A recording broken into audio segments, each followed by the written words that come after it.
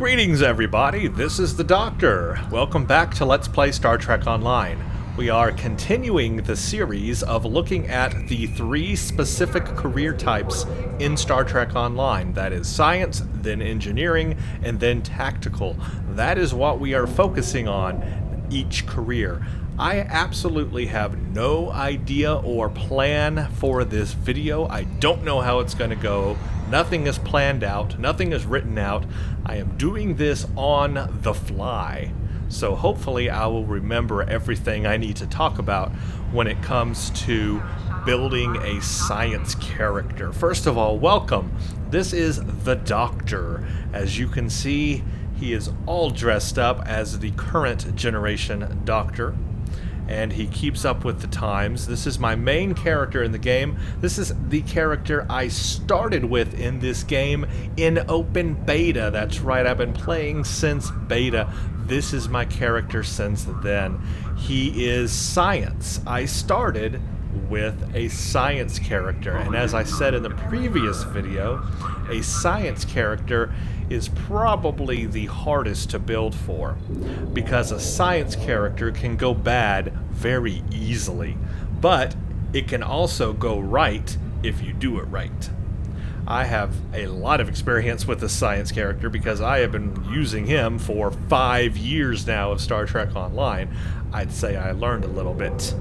Now I will admit this, at the beginning of the game, I was just incredibly terrible as a science character. I loved it. It's my kind of deal. I like science-y, magey type things. Good, love it. However, I was just terrible as a science officer. I could never kill my enemy. I had trouble even in the story missions, the main story missions. Just getting through some of those story missions and trying to defeat the ships, I had a lot of trouble with.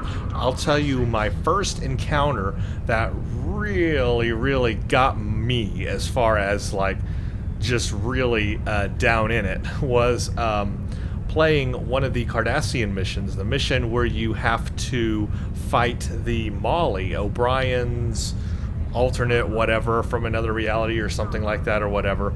You have to fight the Molly, and it was a tough ship, and that is just storyline ship. Now it's easy, you just go and it's not a big deal. Back then, that was the first ship that really kicked me in the butt.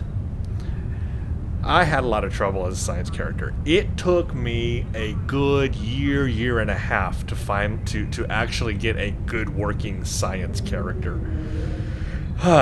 It was a pain, but it paid off. I have definitely learned a lot. And I'll admit another thing to you guys. This is not an easy thing for me to admit here.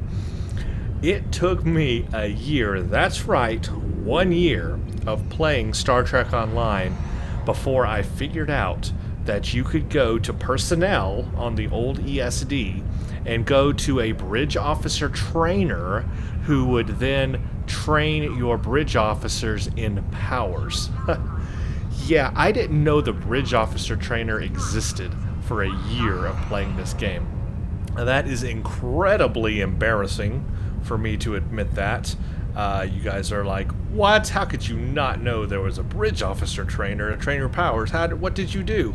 Well, what I did for that year of playing the game, first year, was I went to the exchange and purchased bridge officers from the exchange so that I could train them up and use those powers off of the bridge, off of the exchange, off of those bridge officers you can buy, and train up.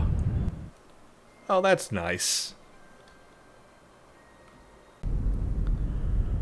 Well, sorry about that, everyone. A nice little disconnect there to start off our video. Hey, that's Star Trek Online. That's the name of the game, right? As I was saying before, yes, okay, it's embarrassing. I didn't know there was a personnel trainer for playing a year of this game. I admit it. I'm terrible. Nobody's perfect. But it proves everybody can have simple problems and things you don't know about until you learn about them, right? And yes, okay, I learned. There's a personnel trainer. And now it's going to get even more interesting as they totally revamp bridge officer training, which is coming with the 5th anniversary of Star Trek Online. But as I stated previously, I was able to train up my bridge officers by just purchasing them off the exchange. That is an alternate way to do it, and you can do that right now. It will be changing in the future because you have to buy manuals now, but yeah. Okay, so here's the deal. I'm probably going to not break the video up in parts, but I might take breaks during this video because I have no idea how long this recording is going to take. Like I said, I'm winging this completely on the fly, winging this. So hopefully this will go well. Alright, a science character. Let's start with space powers. Oh, first of all, again, I'm not going to go incredibly in depth because all of this will be changing soon, but I'm just going to show you what's here now so that you can compare that to how things will change. And some of this still may apply, you know, later on after the revamp, because there will still be science characters, and a lot of these powers will still exist, and they're not going to go away. They're just going to add new things. There's like intelligence powers and specializations that they're adding to bridge officers and that sort of thing. So it's like take everything that you're learning today about a science officer and just add that to the future of the game. How's that sound? Let's start with probably the more interesting part, and that is space powers, okay? Obviously, people love to fly spaceships, starships in this game. That's a big part of it. Some people like space over ground. Some people like ground over space. I particularly like both, kind of equally. And so, space. Okay, science character. They have, I know what we'll do. Let's go to the bridge officer trainer and we'll go down the list of powers that you can currently train to your science captain, and of course to science bridge officers as well. And then we'll talk about the more advanced ones. But if you come down here under ESD, jump down here, here's the personnel trainer. So we can filter out everything. Okay, science space. Alright, as it's set up right now, these are the science space powers available to a science captain. Now, what these powers are these are your activatable powers that you have as a science character. Whether you're in space or ground, you activate powers. This is where they come from, or at least 1 or 2 levels of them. If you want to get the level 3 version, there's 3 tiers of each one. You have to go other places for that. Your ensign powers, okay. Hazard emitters 1, jam sensors 1, mask energy signature 1, polarized hull 1, science team 1, tachyon beam 1, tractor beam 1, transfer shield strength 1. You will notice all the ensign powers are obviously tier 1 powers. As you come down to lieutenant, it starts increasing. Some of them are tier 1, but then they start turning into tier 2 powers. And once you get down to lieutenant commander, most of them are tier 2, though there's still some tier 1 because there's new powers added. And then finally all tier 2 at commander level. But it goes even beyond that. There are tier 3 versions of powers, and those can be trained up by other people. You can purchase some of those off the exchange. There are other ways to get tier 3 abilities. The first thing you need to ask yourself as a science character is, how do you want to play as a science character? Do you want to be a healer? Do you want to be offensive? Do you want to play defensive? And asking yourself those questions will help you determine how you want your ship build to be and your ground build. Because you can do so many different things with a science character here. You can totally build a healer who does nothing but heals everybody on your team, but then of course you're not going to be doing a lot of damage yourself. You can totally do a lot of damage and not worry about healing people. This game kind of promotes DPS, so it might actually benefit you to do more damage than heals, although having something that can heal you, like I have here, this that's not it, here it is, the medical tricorder, for example, on my character. is a nice addition to everything else I have. It's the only really healing thing I have on ground, but it's at least something, and then everything else is offensive. So I've got kind of an offensive build with just one little healy thing so that I can help other people or help myself if I need to stay alive. So these are the powers. Now, if you want to read about what the power is, if you hover over it here, it will tell you what that does. So I recommend hovering over that and reading over that. Hazard emitters are good for giving you a large hull heal over time, a small damage resistance buff over duration. It will cleanse the ship of hazard debuffs. It increases in effectiveness is based on auxiliary power. And everything about a science character is auxiliary power. Keep that word in your head, auxiliary power. That's the word of the day. That when you think science character in space powers, think auxiliary power. Auxiliary power is everything. And this is where I failed in my first year of playing the game. I wasn't keen on that principle of keeping the auxiliary power as high as possible to help my science abilities. I didn't know that was like a thing. I just always kept my power on weapon power or shield if I needed it, but I never really was concerned about auxiliary. I just ignored auxiliary power, and what happened? Well, my science powers were not very effective. So auxiliary power is it goes a long way. Alright, so hazard emitters is a good ability to have for a science character. You can activate this on other people as well, and you can, if they've got plasma damage or anything like that, you can heal them or heal their whole strength as well, or their hit points with hazard emitters. Jam sensors is a good science ability, and it literally does what the tag says. It will jam the enemy sensors so they cannot fire on you. Mask energy signature. This one, I don't really find that useful. I've never really found it useful to use. I've tried it every now and then, but you kind of, it really only works when you're not in battle. It doesn't do anything when you're in battle. It's kind of pointless ability, I think. Maybe I'm hoping it kind of goes away or evolves because it's really a pointless. Polarized hull. This one can be good. This is a nice science ability. This will harden your hull. This will also get you out of tractor beams. If you're ever pulled in by a tractor beam, you need to get away. Polarized hull. Bam, you're out of tractor beams. Science team. This is the go-to science power for science captains. Every captain has a specific team power. You have engineering team, tactical team. Well, science team is really awesome. This one repairs shields, and it also removes any science debuffs. So that means if a character has, or an enemy has applied a science debuff to your ship, applying science team will remove that debuff from your ship. And there are some really nasty things that enemies will do to you, like subnucleonic beam, or disabling your weapons, or gosh, the hierarchy in Delta Rising are just nuts, insane with science powers. All of these things that are applied to you, you can remove them by tapping science team.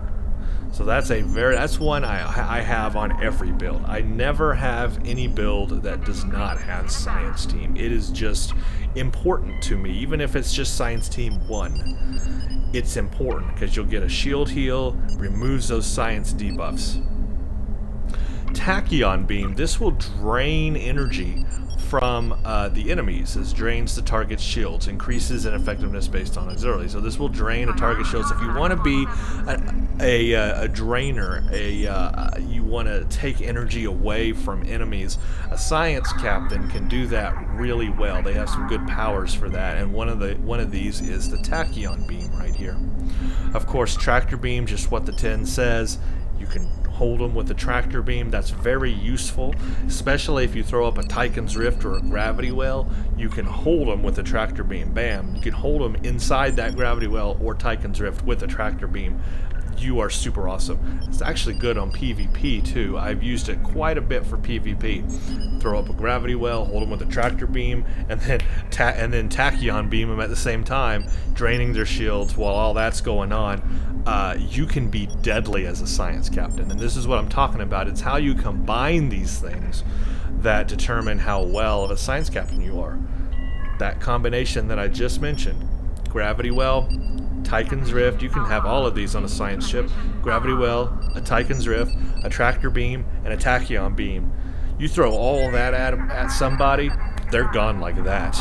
I mean, it is a really awesome combination. And that's what you need to think about as a science captain, are combining these things. Not just using one thing to do something or to kill your enemy, but to do multiple things to kill your enemy. Something that drains, something that holds, you know, combine these things, and that will do a lot of damage. Transfer shield strength, another very, very useful ability. You can actually activate this on friends as well, and you can heal their shields. And it also gives you a shield damage resistance buff over the duration of using it, so it's actually even more effective than the Science Team 1.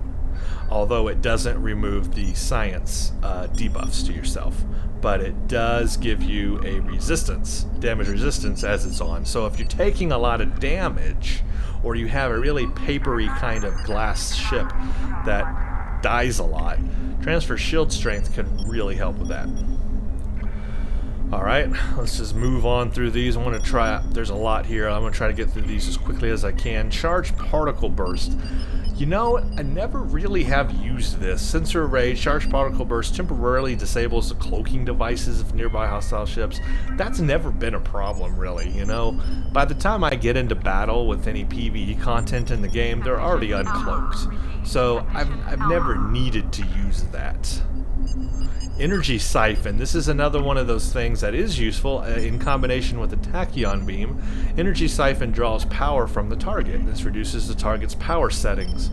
So again, you could hold someone in a gravity well, hold them with a tractor beam, do a tachyon beam, and do an energy siphon on them. Bam! I mean, their shields are gone, their energy is gone, they're held in the gravity well, which is crushing them anyway. A Tychon's Rift will also drain as well. You do all of that to an enemy, oh my gosh, they're gone.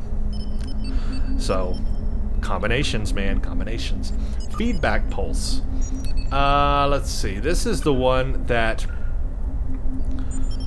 it basically, oh yeah. When you are struck by energy weapons, this basically turns that energy back onto the enemy, fires it back.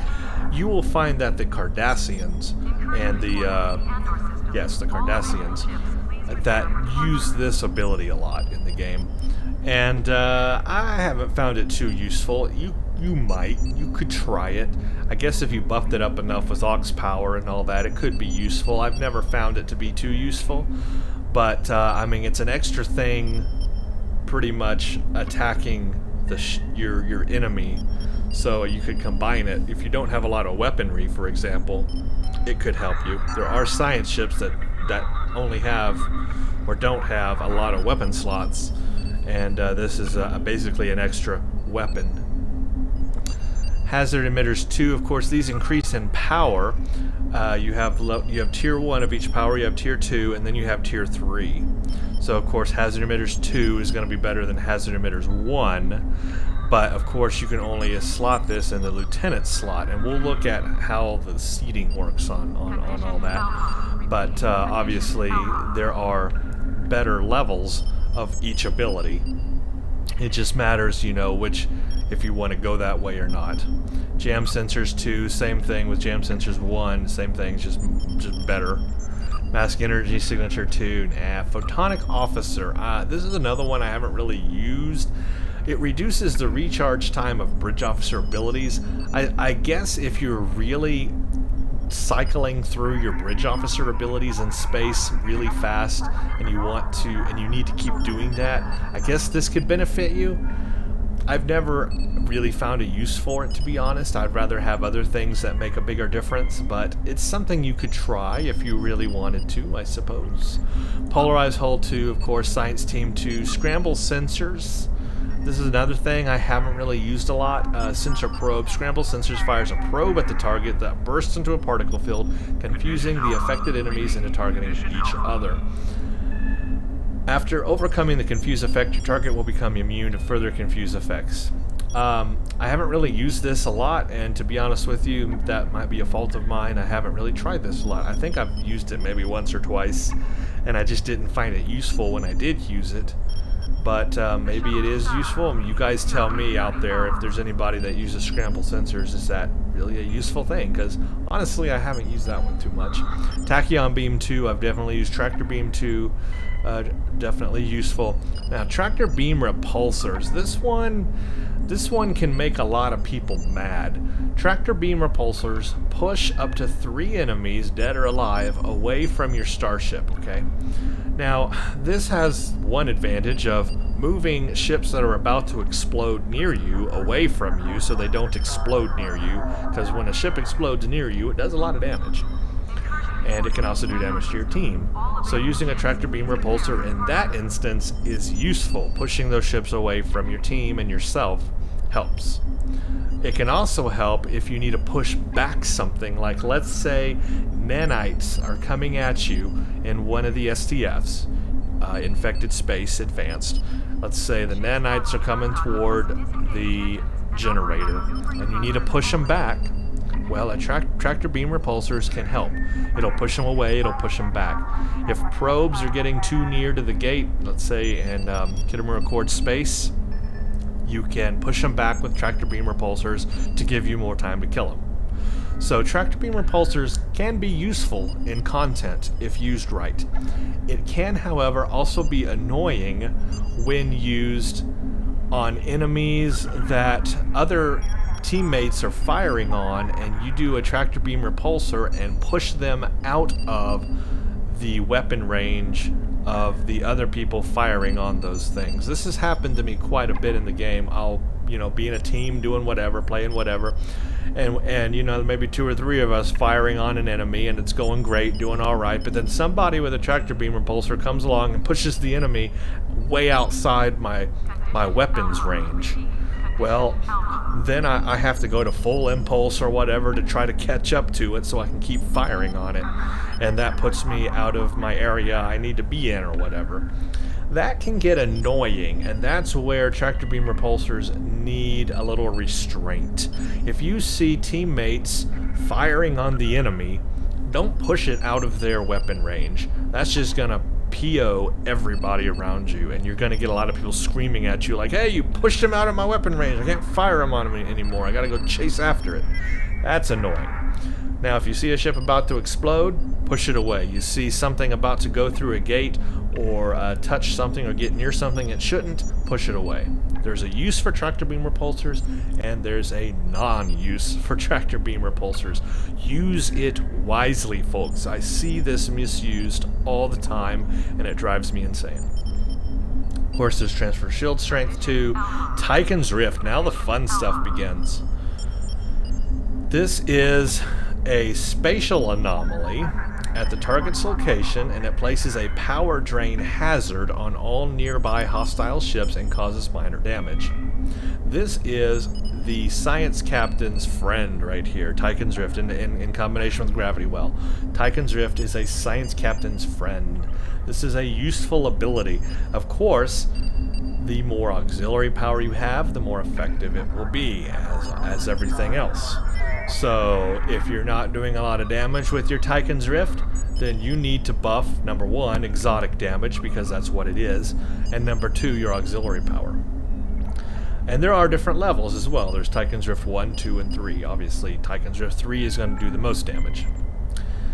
Charged Particle Burst 2, Energy Siphon 2, Feedback Pulse 2, and we come to Gravity Well. This is the other fun one. Gravity Well creates a spatial anomaly at the target's location that draws enemies to its center and gradually crushes their ships, inflicting kinetic damage. The closer the target is to the event horizon, the greater the pull. Graviton Generator's skill slightly improves the gravitational pull while also improving the area affected by the anomaly.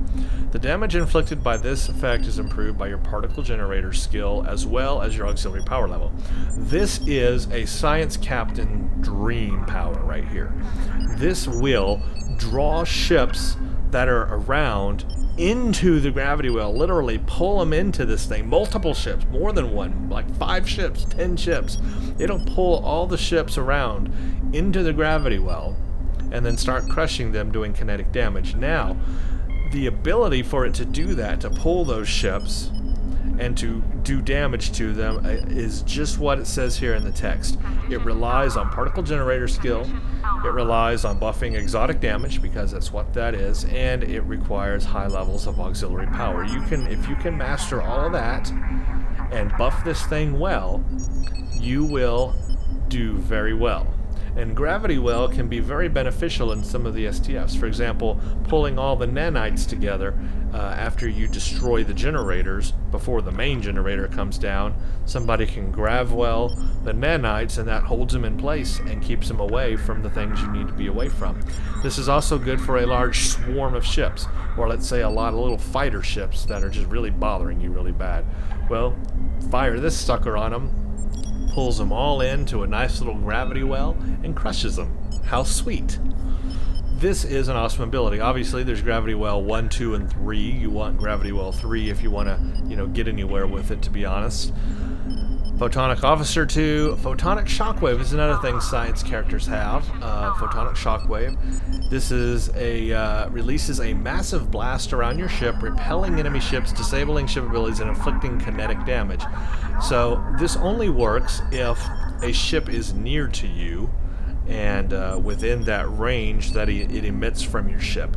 But if it is, this can do a lot of damage, but it's only kinetic damage. So if a ship has their shields up, it's really not going to do a lot.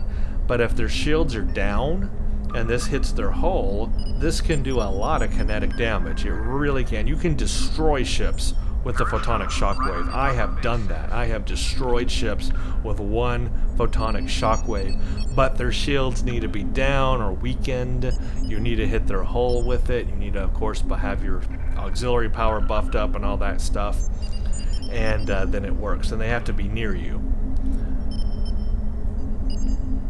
Scramble Sensors 2, Tractor Beam Repulsor 2, Tychon's Rift 2, Viral Matrix. This is another one I haven't used a ton. This is, it launches a probe that flies to the target and then shuts down its systems one by one except for shields. See, I don't find that useful. The one thing you want to take down are the shields so that you can get to the hull and destroy their ship. So if it shuts down everything else, okay, cool, great, but their shields are still up, so that doesn't help me too much as a science character trying to wear down the enemy, right? So I've just never found Viral Matrix that useful. Now come to the commander powers. Of course, we have Gravity Well 2, Photonic Shockwave 2, Viral Matrix 2. So those are all the science powers in space. Hey, there's a whole list here for ground, but we're going to do space first before we get to ground. We're going to cover all of the space stuff, the fun space stuff. Now, how all this works in your stations obviously depends what stations you have. If you are a science character, it just makes a lot of sense to fly a science ship that has a full commander science station like this. Now, you don't have to. You could fly a tactical ship on a science character. You could fly a cruiser on a science character, but you're not going to have that commander science station. Excuse me. You're not going to have that commander science station. And what does that commander science station do? Well, as you can see here, it allows tier 3 powers to be slotted in here, like this one I have, Gravity Well 3. So it is really just, it fits like a glove when you use a science ship on a science character, because then you have that commander science bridge officer ability available to you, and as a science character you can really utilize that. Also, you can train your bridge officers from your own captain. Remember, your own captain can train your bridge officers as well by just going to train officer, and all the things that you can train in are here as a science officer that you can train. For example, I can train Hazard Emitters 3. I can train Science Team 3, Sonic Pulse 3, Feedback Pulse 3, and Gravity Well 3. And I can train that to any of my bridge officers. And that allows me to use that Tier 3 power in the Commander Bridge Officer Station. Now, why can I do that? Because of my skill layout for a science character. This will make or break any character in the game, whether it's science, tactical, or engineering, is going to be how you lay out your skill tree. Because that's going to determine what things are buffed with power, and basically power, ability, skill. It's going to affect that. It also affects the things you can train. Now, this definitely gets complicated. By no means is there a perfect skill layout. You can try to do it as best you can. You are limited with the amount of skill points you can spend, and you really, as you can see, you have to spread them out really crazy And I wish I could max every box here. That would be great, wouldn't it, boy? But then I guess you would be pretty op in the game. No, you can't do that. You have to spread these out and think about where you want to put the skill points into. And that, again, depends how you're playing as a science officer. Are you being an offensive science officer? Are you being a defensive officer? Are you being a healer? What abilities are you using? I recommend not skilling... Okay, let me put it this way. If you're playing through the game, right, for the first time, and you are putting skill points in here, that's okay, that's fine. You know, you kind of do it as you go, that's cool, and you'd want to anyway. But you don't really know how you're going to end up at the end of the game, right? So, thankfully, you should have at least one free skill respec by the time you get to that point. Should have more than one, actually. And what I recommend doing is getting all your powers set first. Your captain powers, your bridge officer powers. Get all the powers that you want set first. Because you want to look at those powers and see what skill enhances that power. And then you come to the skill tree and you skill up in the proper box that helps those powers. If you skill up in something that doesn't help any of your bridge officer powers, you're just wasting skill points. For example, threat control. If I put skill points into here, actually let's do maneuvers, because this is more for tactical officer. If I put stuff here into maneuvers, this is not going to benefit me because none of my powers are attack pattern powers. I'm not using attack pattern alpha, beta, delta, gamma. I'm not using any of those attack pattern powers. So putting skill points into starship maneuvers on a science character does me no good, just a waste of skill points. So that's why you need to set your powers first and then set your skill tree. See how that works? So the way that I've done this is I've put some, I like to always have skill in starship energy weapons, in projectile weapons, in weapons training, and as a science character now and as a tactical, I like to put skill into the targeting systems. Actually, I think I have this on my engineer as well. When we come down to the science stuff, this is the fun stuff down here. This is where it gets really specific. You need to put skill points into things that make a difference. For example, I have skill points in graviton generators. Why?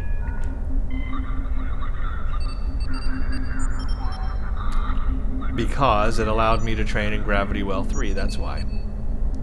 I have starship particle generators. Why? Well, Tychon's Rift, Gravity Well, those are two big things I use. I was just looking at this. I think I need to actually think about what I'm doing here because I'm not using. See, this is left over from a previous build I had where I did have these things. I was using photonic shockwave and tractor beam, so this helped me there. But in this current build that I'm using right now, I do not have tractor beam or photonic shockwave that I'm using. So having point, I am actually wasting points right now in this, from what I am learning. Boy, you know what? Just to tell you guys, I have not been in the skill tree in probably a year on this character. I mean, I just have not looked in the skill tree. But I'm seeing here that it doesn't match what I'm flying. So here's a point where I can improve things even more on my science character. My science character is already doing really well in the game. I can do a lot of damage with this science character. But I am seeing that I am definitely wasting skill points here. Other than the ability to train Gravity Well 3, this is doing no good for me right here, these skill points. But the particle generators are doing good for me because I do use Tychon's Rift and I do use Gravity Well. Those are the only two that I use out of this list, but having this maxed out helps those two powers. So that's important. Shield system and shield emitters. On a science character, I always go for that. Science captains have an advantage, or science ships do, I should say, of having a higher shield modifier. So a science ship is typically going to have a higher shield capacity than other ships because the modifier is higher. So this skill helps science team, which I'm definitely using as a science character. But I also do use transfer shield strength on some builds as well, so that helps there also. It improves shield repair and healing abilities, and so I use those abilities quite frequently. Shield systems. This skill flat out improves your shield strength. The higher this skill, the more hit points your ship's shields will have, or capacity. So this will increase the shield capacity. So I'm already getting a high shield modifier, so increasing this more, I'm going to have really good shields on a science ship. And I just feel that that makes a lot of sense. Now there are other things here I might be using now. I need to look at this closer. I'm not using Tachyon Beam, Energy Siphon. Oh, maybe I am. You know what? I don't even know what powers I'm using right now. I need to go through and see what I'm using. But this is what you want to look for. Is you want to click on each one and see what it actually buffs. Like this one does, helps with Tachyon Beam, Energy Siphon, Charge Particle. So if you use any of those abilities, you want to put skill in Flow Capacitor. So you just need to look at this. Power Insulator. This skill grants you resistance to attacks that drain your shield strength. I haven't really found a need for that because I'd rather just do damage. I'd go in and. But if you're a tank, that could be really good. For example, on a cruiser, this ability right here could really help you.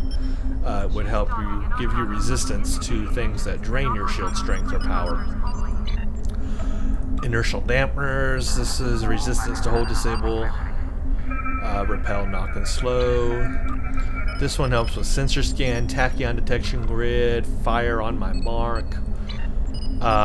This helps with scramble sensors, jam sensors, and this one is viral matrix, photonic shockwave, emission seeking torpedo, graviton pulse, magnetic overload. So if you use any of those abilities. So that's how you do this. You just need to click on each one, see what it helps with, and put skill points in that. All of this really will make a difference on your science character in space. It's very important that you skill up the powers you're using. Let me look at the powers I'm using.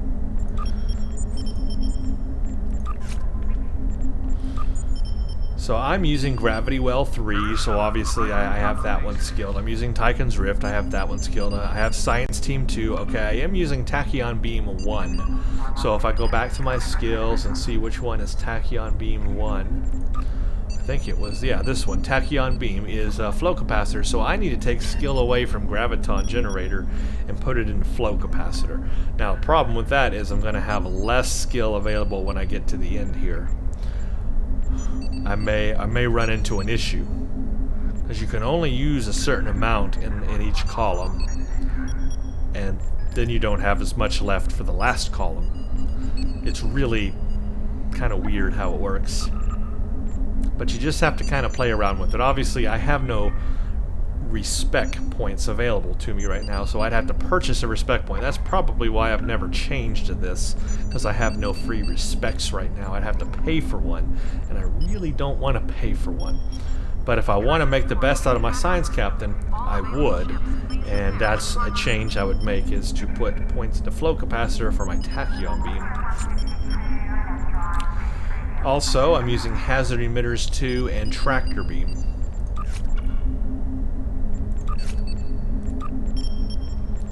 So which one is that?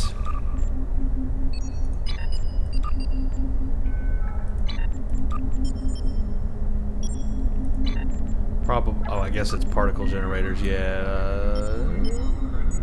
No, it's not. Docking bay 12 is offline.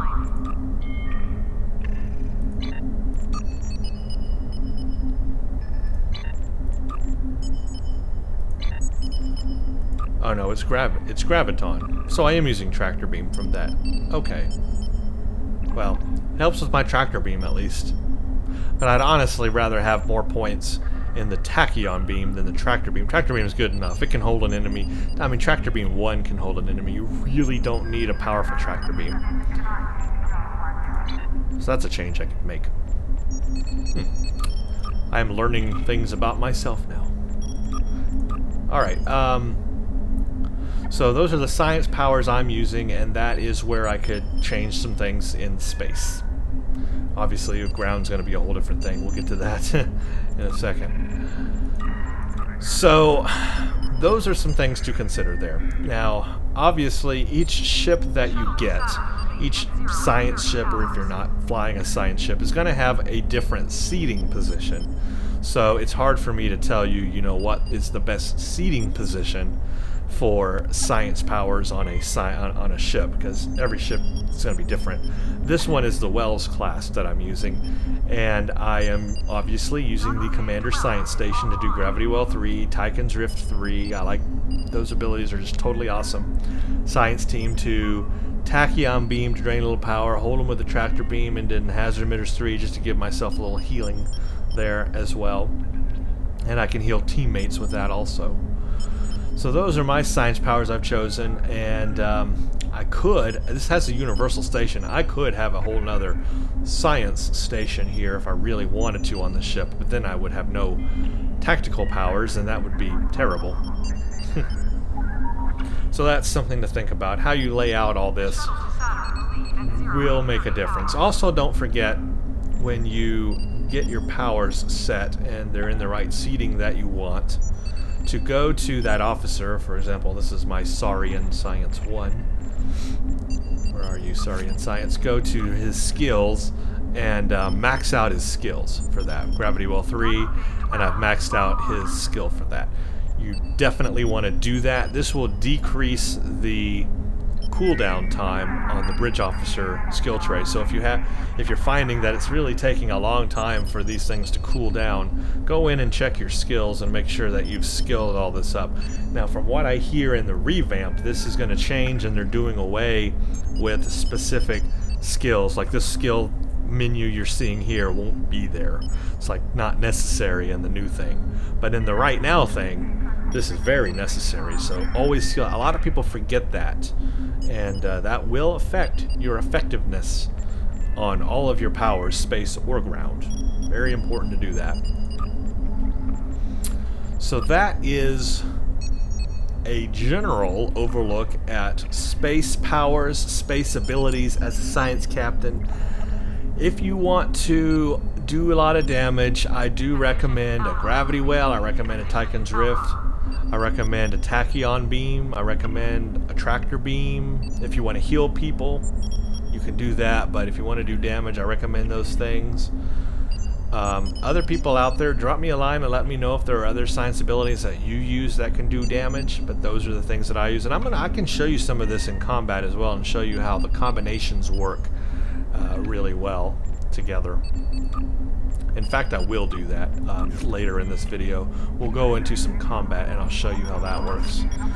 So this is my wells. That is basically how I set up my powers and how I have all that set up. Next, we'll talk about the build of a science ship. Obviously, every science ship is going to be different because you're going to have a different amount of fore weapons. You're going to have different aft weapons, different engineering consoles, science consoles, tactical consoles available. So all of that's going to be dependent on the type of ship you're flying. I love the Wells. I have to say it's one of my favorite science ships in this game. I also like the Voth science ship is another one of my favorites. Again, you want to kind of set up everything based on how your powers are. Really, I think the powers are the heart of the game. You set your powers first, and then you set everything around that, because your powers determine what skills you're going to buff, and then your powers determine what weaponry you're going to use. Maybe you're going to use a certain energy type that benefits the powers you're using, or maybe you're going to use cannons over beams, or yada over yada, you know, different things for different things. So I think the powers are probably the number one thing you should set first before setting everything else. Now on this build, I have set this ship up to take advantage of all the abilities that it has as a time ship. It's got this temporal fragmentation and yeah, temporal fragmentation, I guess it's called. Or I thought there was another one. Yeah, temporal warfare, that's what it's called. I'm doing everything to benefit the gear sets that I have on this ship, and this ship is built for anti-protons, chronoton, all of that. This chronoton dual beam, even though it says chronoton, the energy type you see there is anti-proton, so you want to buff anti-protons for chronotons. But basically, here's the general rule for a science ship. I'll just lay this out generally. Obviously, it's going to be a little different for each ship, but generally, max out your tactical consoles with anything you can do to max out the energy type on your science ship. Because science ships, again, or science characters overall, like I said, do the least DPS in this game. You can one way to boost that, or really the only way, is just max out those tactical consoles. Now you're not going to have a lot. You see, here's a difference between a tactical character and a science. A tactical ship could have 5 tactical console slots. Well, this ship only has 3 tactical console slots, so already I'm behind a tactical ship. But at least I have all 3 maxed out, you know, with the Spire, very rare, you know, consoles here that boost anti-proton damage. Now this is only Mark 12. I need to upgrade these to 13 or 14, which is very expensive to do.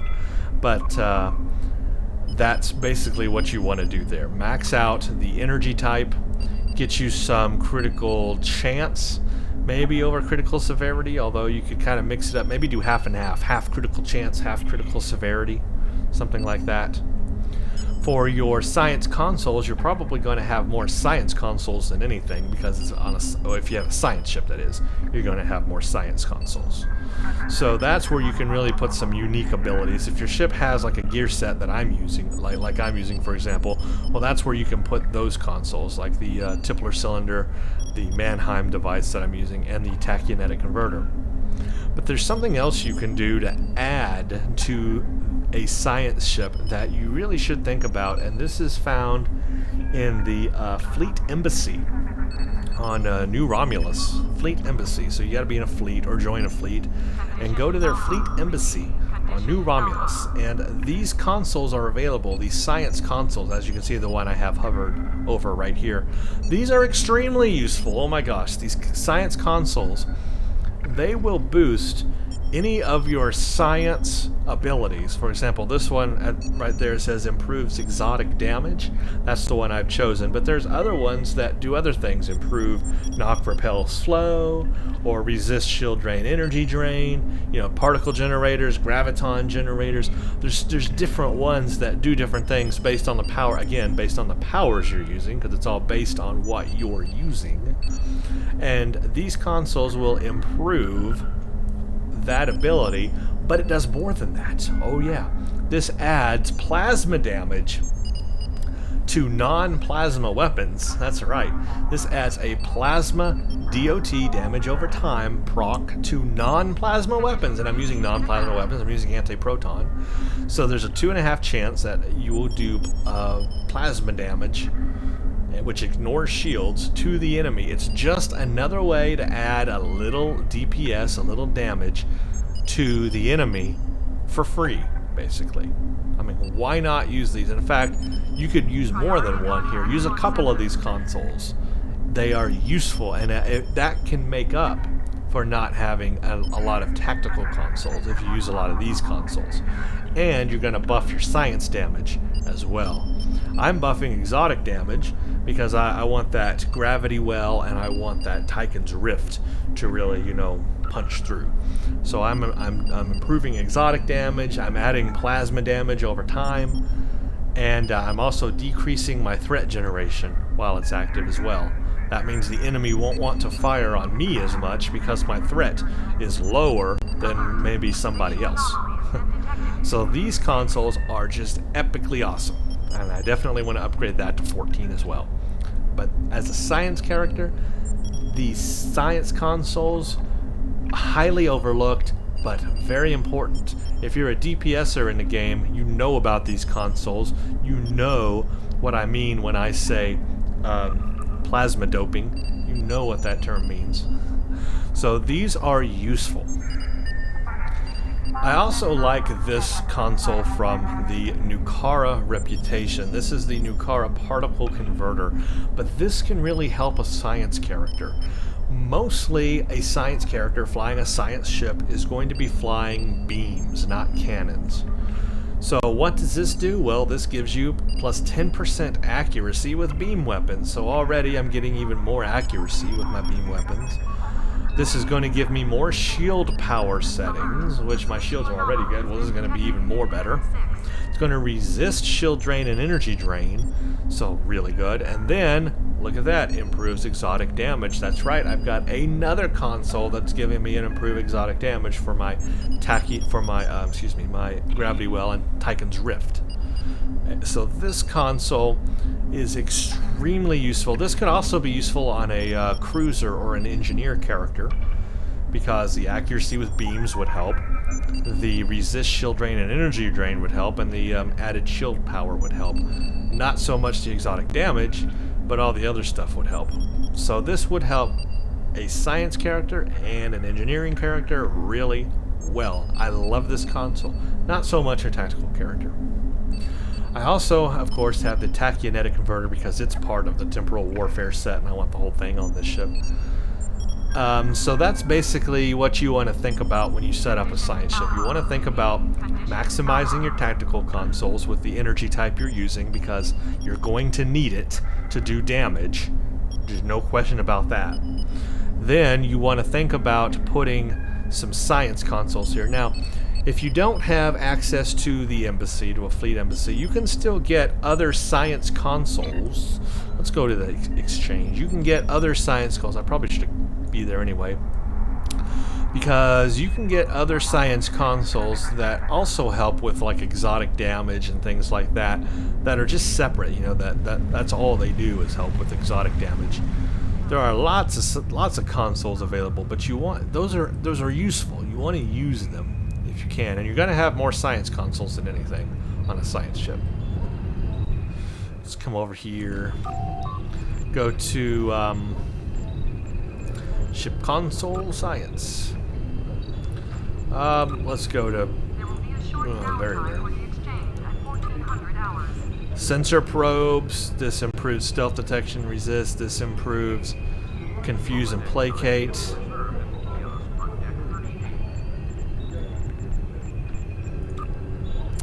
Inertial dampeners, resist, hold, disable, knock, repel, and slow. So you see there are a lot, and these are cheap too. These are not very expensive. Oh, this is only Mark II, that's why. That'll make a difference. Yeah, some of these are still really cheap. There's the Graviton one. Graviton helps with knock, repel, and slow if you use those kind of abilities. Particle generators are probably more common. I used to use biofunction a lot. That gives you a crew recovery rate.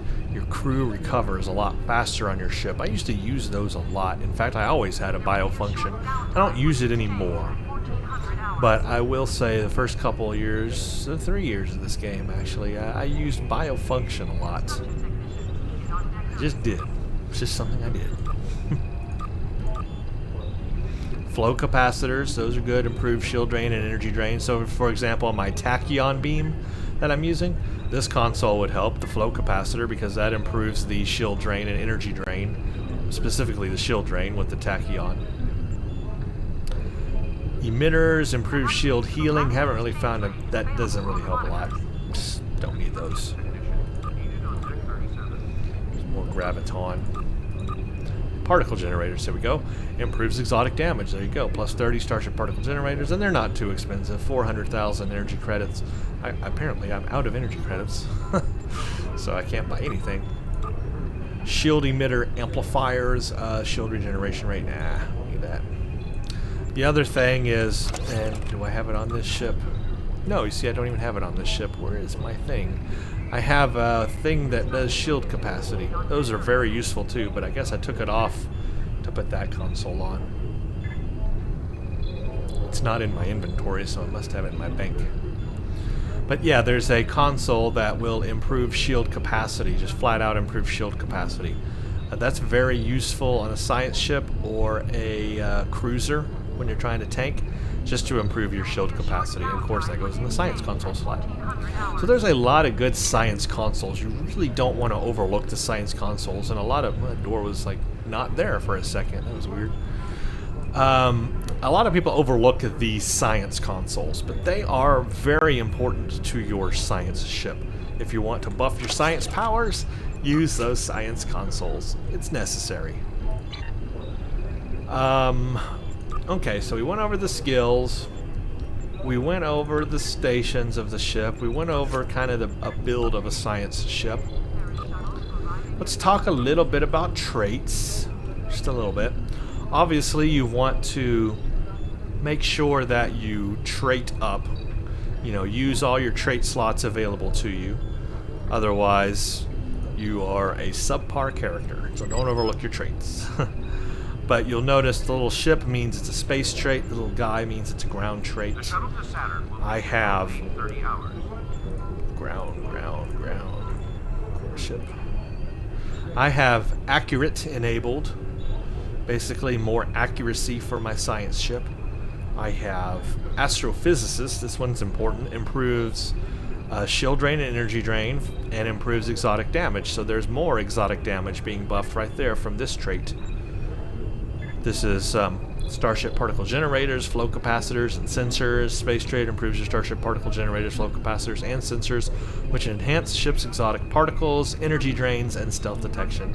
Very, very useful if you're using any of those abilities, and I'm using a couple of those abilities. So astrophysicist important. What is this one? Conservation of energy. Space trait. This trait causes all energy weapon attacks against you to have a chance of increasing your exotic damage. Here's another thing, increasing my exotic damage. Gain 10% bonus damage on exotic damage powers when struck by energy damage. Stacks up to 3 times. Conservation of energy. There you go. Exotic damage. You're going to use Tychon's Drift Gravity Well. Conservation of energy. This one here, Efficient Captain. This improves all your power levels. Do it. This is Warp Theorist. Another one. Improves power levels, improves power transfer rate. Do it. These two you want, because remember, you want to get your aux power as high as possible. So one way to do that is to have these traits available. Efficient Captain and Warp Theorist. Photonic capacitor, yes, the great photonic ability that ships have. Alright, this trait causes the activation of your science abilities to reduce your remaining cooldown on photonic fleet by 20 seconds. I have found this very useful. I use my powers and then I notice my photonic fleet cooldown lessens. This works a lot, and this helps. This means I can use photonic fleet more in battle, and as a science character, you want that help. You need that help to succeed. That's one way to increase your DPS, is to use this photonic fleet, and this photonic capacitor can help the cooldown on that. Oops, hit my microphone. Sorry guys. Alright. And Techie improves whole healing, just because I needed another slot that opened up. Oh, my whole thing is falling apart here. Just because I needed another thing when I hit level 60, I had another spot open up here, so that's what I put there. Also, you want to make sure your space powers for your reputations are put in here. The ones I'm using right now is definitely the Nakara trait that does the auxiliary power. This is defense is the one I chose on this one. In space combat, you gain a bonus to maximum hull HP, maximum shield HP, kinetic damage resistance rating, and energy damage resistance rating that scales based on your auxiliary power level. This one is enhanced shield penetration, grants enhanced shield penetration. Again, in combination with the tachyon beam I'm using, this just helps me get through their shields a lot faster. See, I'm thinking combinations here. Combinations are in my head. Precision increases your critical hit chance in space combat. Because as a science character, if I can get my critical hit up, or I'm doing more critical hits, that's one way to do damage as a science character, just do more critical hits, right? So get the chance up, I can do more critical hits that way. And then I, of course, am using sensor targeting assault, because any kind of sensor attacks or assaults that you have in this game are good as a science character.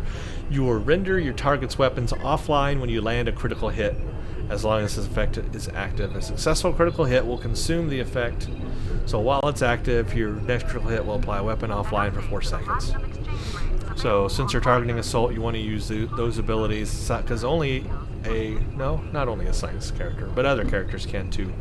But oh my gosh, this thing is falling apart right before my eyes! Okay. So traits, very important. Do your traits. Do your traits well. Okay, so we've been over traits, we've been over the stations, specializations. Obviously these are new in Delta Rising. These can definitely help your ship.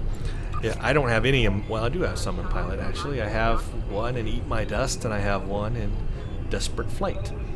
But if all you do is space, okay, all you do is space and you don't do ground, put points into Pilot, because this whole Tier 1, all of these abilities can really help. In fact, I have all of Tier 1 opened up on my tactical ship, and it really helps in space. Also, excuse me, I don't know where I went there with my speech, but also, this one here, under Intelligence Officer, is good for ships. This it says here, when any shield facing is depleted, you get plus 20 all damage resistance for 5 seconds along the exposed arc. So this tree right here is important for ships as well. When any shield facing depleted, plus 35 all damage. When any shield facing depleted, plus 10 shield regeneration every 1 second. Plus 50 all damage resistance when shield facing was depleted, and more shield regeneration here. So this tree right here under Intelligence Officer is also extremely good for ships, and as you can see, I have that enabled. This is good for any ship, doesn't matter what type of ship you have. And then again, if you are ship oriented and not ground oriented, then the whole Tier 1 here in Pilot, go for it. Will definitely help you. And obviously Tier 2 once you can get it. Commando if you're ground. So those things, ship and ship. If you're ground, then commando is what you want. But make sure to do that, it helps.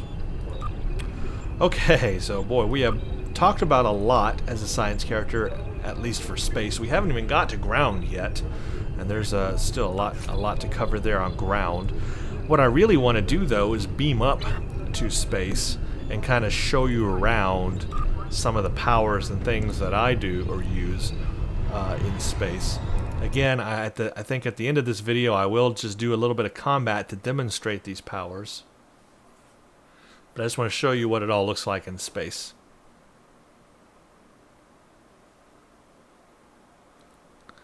And then after that we will get to ground. So see, there's that sensor targeting assault from the trait I have active. So that's how those things work. Also, sensor analysis, science vessel sensor ability. This comes with the starship that you're flying. If you're flying a science ship, you'll probably have sensor analysis as long as it's a science ship.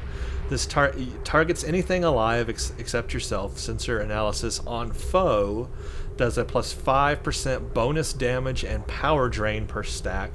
On ally, a plus 5% bonus healing on targeted ally per stack.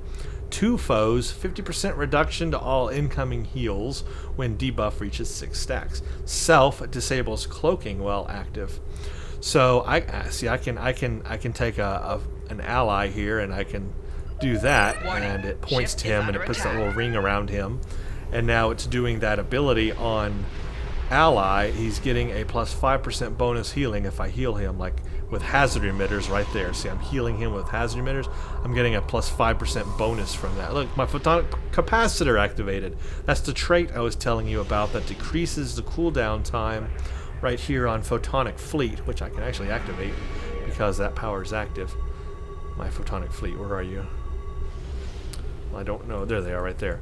I just called in a photonic typhoon battleship, but the cooldown, well, it was active. Now it's not active. Now it's active. It's not really reflecting in the numbers, but I'm telling you, it is cooling down faster. Now, if there was an enemy here, I could do the sensor targeting analysis thing on the enemy, and in that case, I would get a plus 5% bonus damage to the enemy and a power drain. So that's another way to boost your damage just a little bit. I mean, the science character needs it, so do it.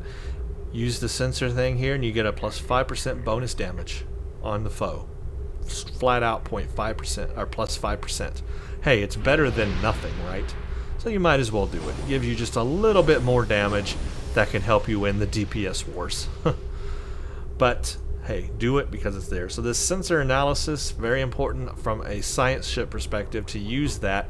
Every time I fly into, an enemy and I'm fixing to fire on it, that's the first thing I do. I actually use my tab button to cycle between the enemy, and then I hit the sensor analysis. That's the very first thing I do, and then I go to town on them. So keep that in mind. You want to use that. The other science power you definitely want to use is Science Fleet.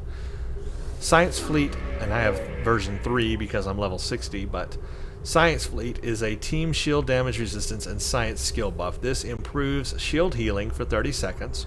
It resists shield drain and energy drain, and it reduces damage to shields by 36% for 30 seconds. So this does a lot. This affects friends and self. So if you're in a team and you're playing on an STF or something, as long as they're on your team window, you hit this button, bam, this will apply to all of your team. So instantly on all of your team, it's going to improve their shield healing, resist shield drain and energy drain for them, and it's going to reduce damage to their shields as well as yours for 30 seconds. It only lasts 30 seconds, so use it, when you need to. As you can see, it's got a 5-minute cooldown time, so use it when you need to, but it can help you and your team. Don't be afraid of it. These kinds of things don't seem like they would do much, but you add it all up and use these things in combination, they can really help you. Obviously, you've got the photonic fleet. This is very awesome. Creates one 61 level photonic battleship and 2 61 level photonic cruisers or escorts. I can't believe I just said escort. What is an escort? Okay. Photonic cruisers, or escorts, I should say. 50% chance for each ship to be upgraded to a photonic battleship, or summons 3 shuttles if you're in a shuttle. So this is very useful to a science captain, because again, you want to do more damage. Well, photonic fleet can do that. It's got a long cooldown, but if you have that photonic capacitor, it will help. Believe me, it really does. And I believe that capacitor stacks, so it does help. So photonic fleet is the science character career is the only one that can do photonic fleet, flat out. So this is a very useful ability. Of course, you can only activate it while in combat, but it's a very useful ability, and it will attack any enemy around you. Very useful. Actually, it attacks the enemy you're attacking, I think. Let's see, what else? This one is highly overlooked. Scattering Field. It affects you or your friends as well. It gives a plus 72 all energy damage resistance rating for 30 seconds and immunity to teleport. And this is important in some of the missions because there are or some of the PVE content. For example, one of the Voth ship, where you have to go inside the Voth ship, the Citadel ship, or whatever it is, and kill the core. It'll teleport you around in there. But if you have scattering field on, you have an immunity to teleport, so that can be useful. But also, it gives you and anyone inside the field, basically, a all energy damage resistance for only 30 seconds, but it's useful, and here's what that looks. So as you can see, it spreads out. See, these guys are in my field. See, it's doing the same effect on me and them. So anyone you see that effect on, obviously yourself included, these guys up here, see, look how many people I got here in the field. All of these people right now are experiencing wrong thing. All these people right now are experiencing a plus 72 all energy damage resistance. So if the enemy was firing on us, we would all have this energy damage resistance. It only lasts for 30 seconds, and then there's a 3-minute cooldown. But it can be useful if you're taking a lot of damage, and since it's a very big field, you can encompass a lot of people around you. Very good in the Borg STFs or any of the STFs. Use that ability. People overlook that, but that is useful. As a science character, you can affect yourself and your ally in a big area like that. Subnucleonic beam. Definitely want to use this as well. You target the foe, you hit the foe with it. It has a it's a buff removal. So basically, let's say your enemy has buffed up by enabling torpedo high yield, or they buffed up with beam overload, or even subnucleonic beam, I guess. They've done something and they're about to attack you with it. Hit them with subnucleonic beam, it will remove that buff from them. That means it kills the ability they just hit.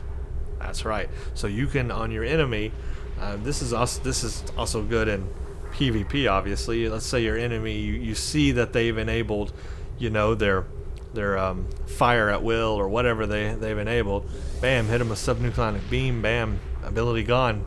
They have to wait for it to cool down or whatever. So it's a useful ability. You want to use this to kill abilities, basically, and that's the main use for it. This one also overlooked, Sensor Scan 3. Now the only way you can do this is to first target the person and then sensor scan. If you just do a sensor scan, it ain't gonna do a thing. You need to target the foe or the ally or whatever, then hit the sensor scan. Ship is under attack. That's how that works. And as you can see, that should have them sensor scanned. I guess it's not going to show an icon. But what does it do? Target anything alive, affects foe. To target, you get negative 49.3 all damage resistance rating, or to target negative stealth. To self, 2.8% stealth sight. This is just another science ability that can help you a little bit more. Target the foe, hit the sensor scan. That's also one of the first things I do. I tab to my foe, I hit sensor scan, and then the sensor analysis. Those two things, science characters, you need to use them. They will help. Alright, all of these other things are ship powers or bridge officer powers. Here's my tachyon beam, which is not doing a whole lot, but I need to buff that up. My hazard emitters, of course, we went over that. This gives, as you can see, it's a very large hit point, plus 14,000 hit points over 15 seconds. Continuously removes hazard debuffs for 15 seconds, and it does all energy damage resistance. So, like, let's say someone was really dying. Well, you could hit them with scatter, like, say this is a person, you're going to scatter field and you hit them with this, they're getting even more damage resistance like that.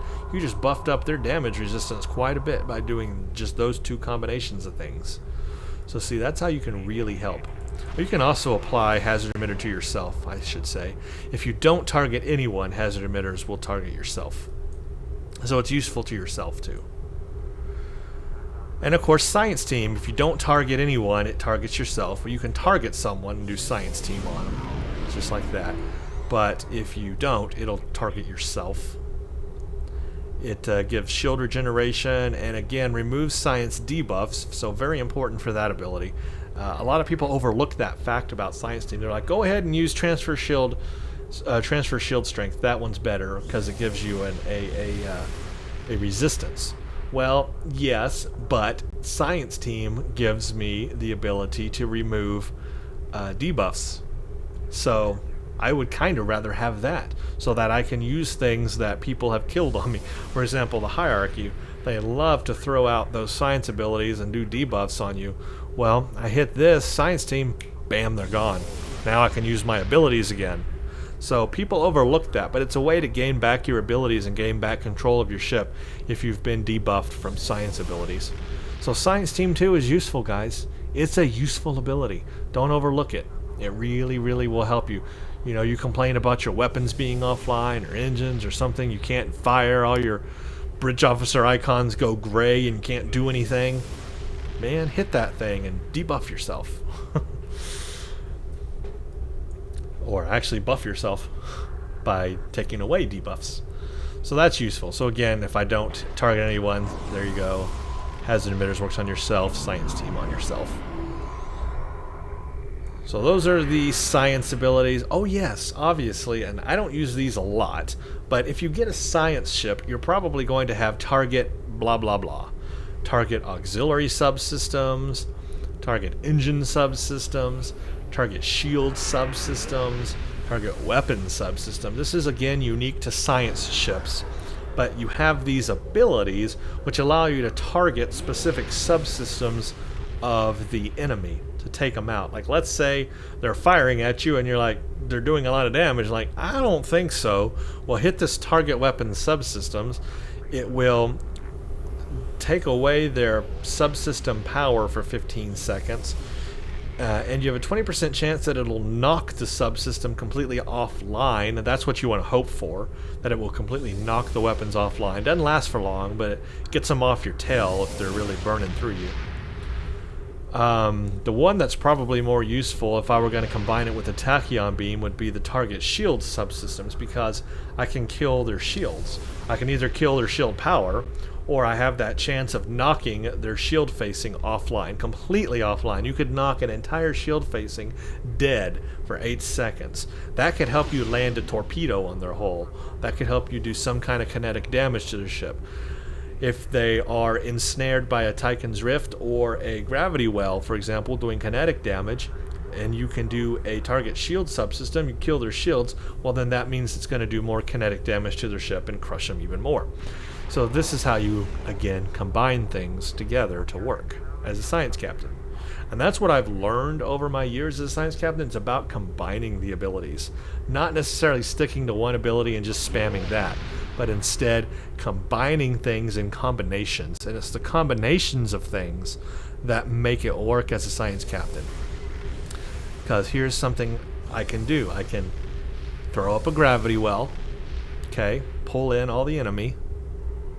Then I can hit them with a shield subsystem, kill their shields, and also use Tychon's Rift to drain their other shield facings as well.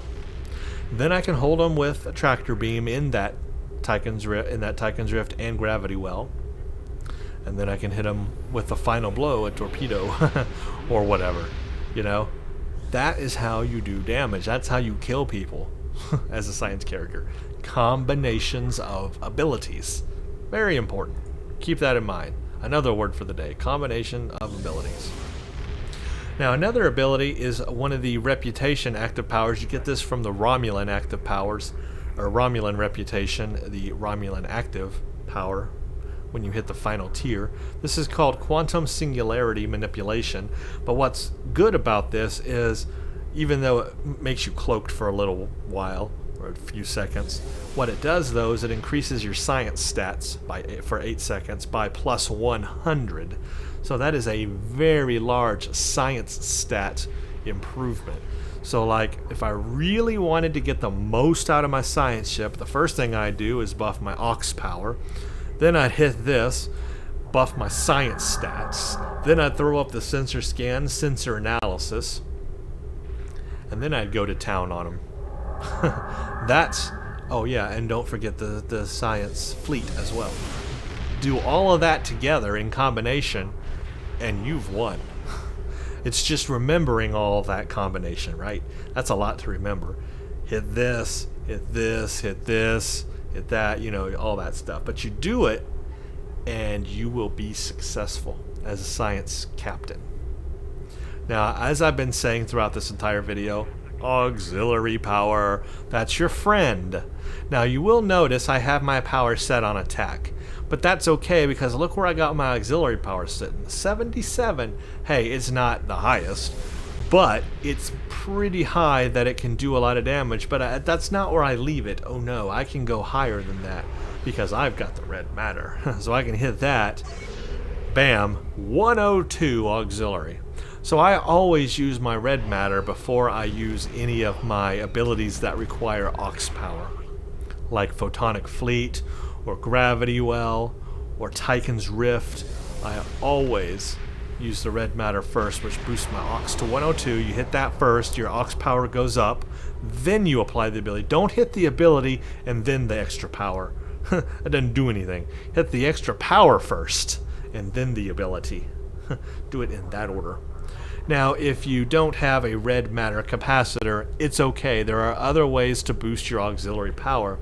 You can have warp cores that specifically help boost auxiliary powers and actually have capacitors. This one is a shield capacitor right now because of the warp core I'm using. But if you had a warp core, because this is the obelisk warp core, if I had a different warp core on here, and I don't have one to show you, do I? It's in my bank, but I have a warp core that specifically really helps with auxiliary power, but has an auxiliary capacitor. And when I hit that, I gain, like this one here gains plus 15 shield power. As you can see, shield power goes from 85 to 100 when I hit that. Well, I've got another warp core that when I hit that does the same thing to aux power. So there are warp cores you can get if you're a science captain that give you an auxiliary capacitor buff like that. So that's what you want to look for if you don't have like a red matter capacitor or something like that. You want to look for something that can get your auxiliary power up. You want to look for warp cores that can do that. Now this warp core has like plus 5 additional auxiliary power. See, bonus increase at low auxiliary power, plus 10 maximum auxiliary power allows your auxiliary power to exceed 125.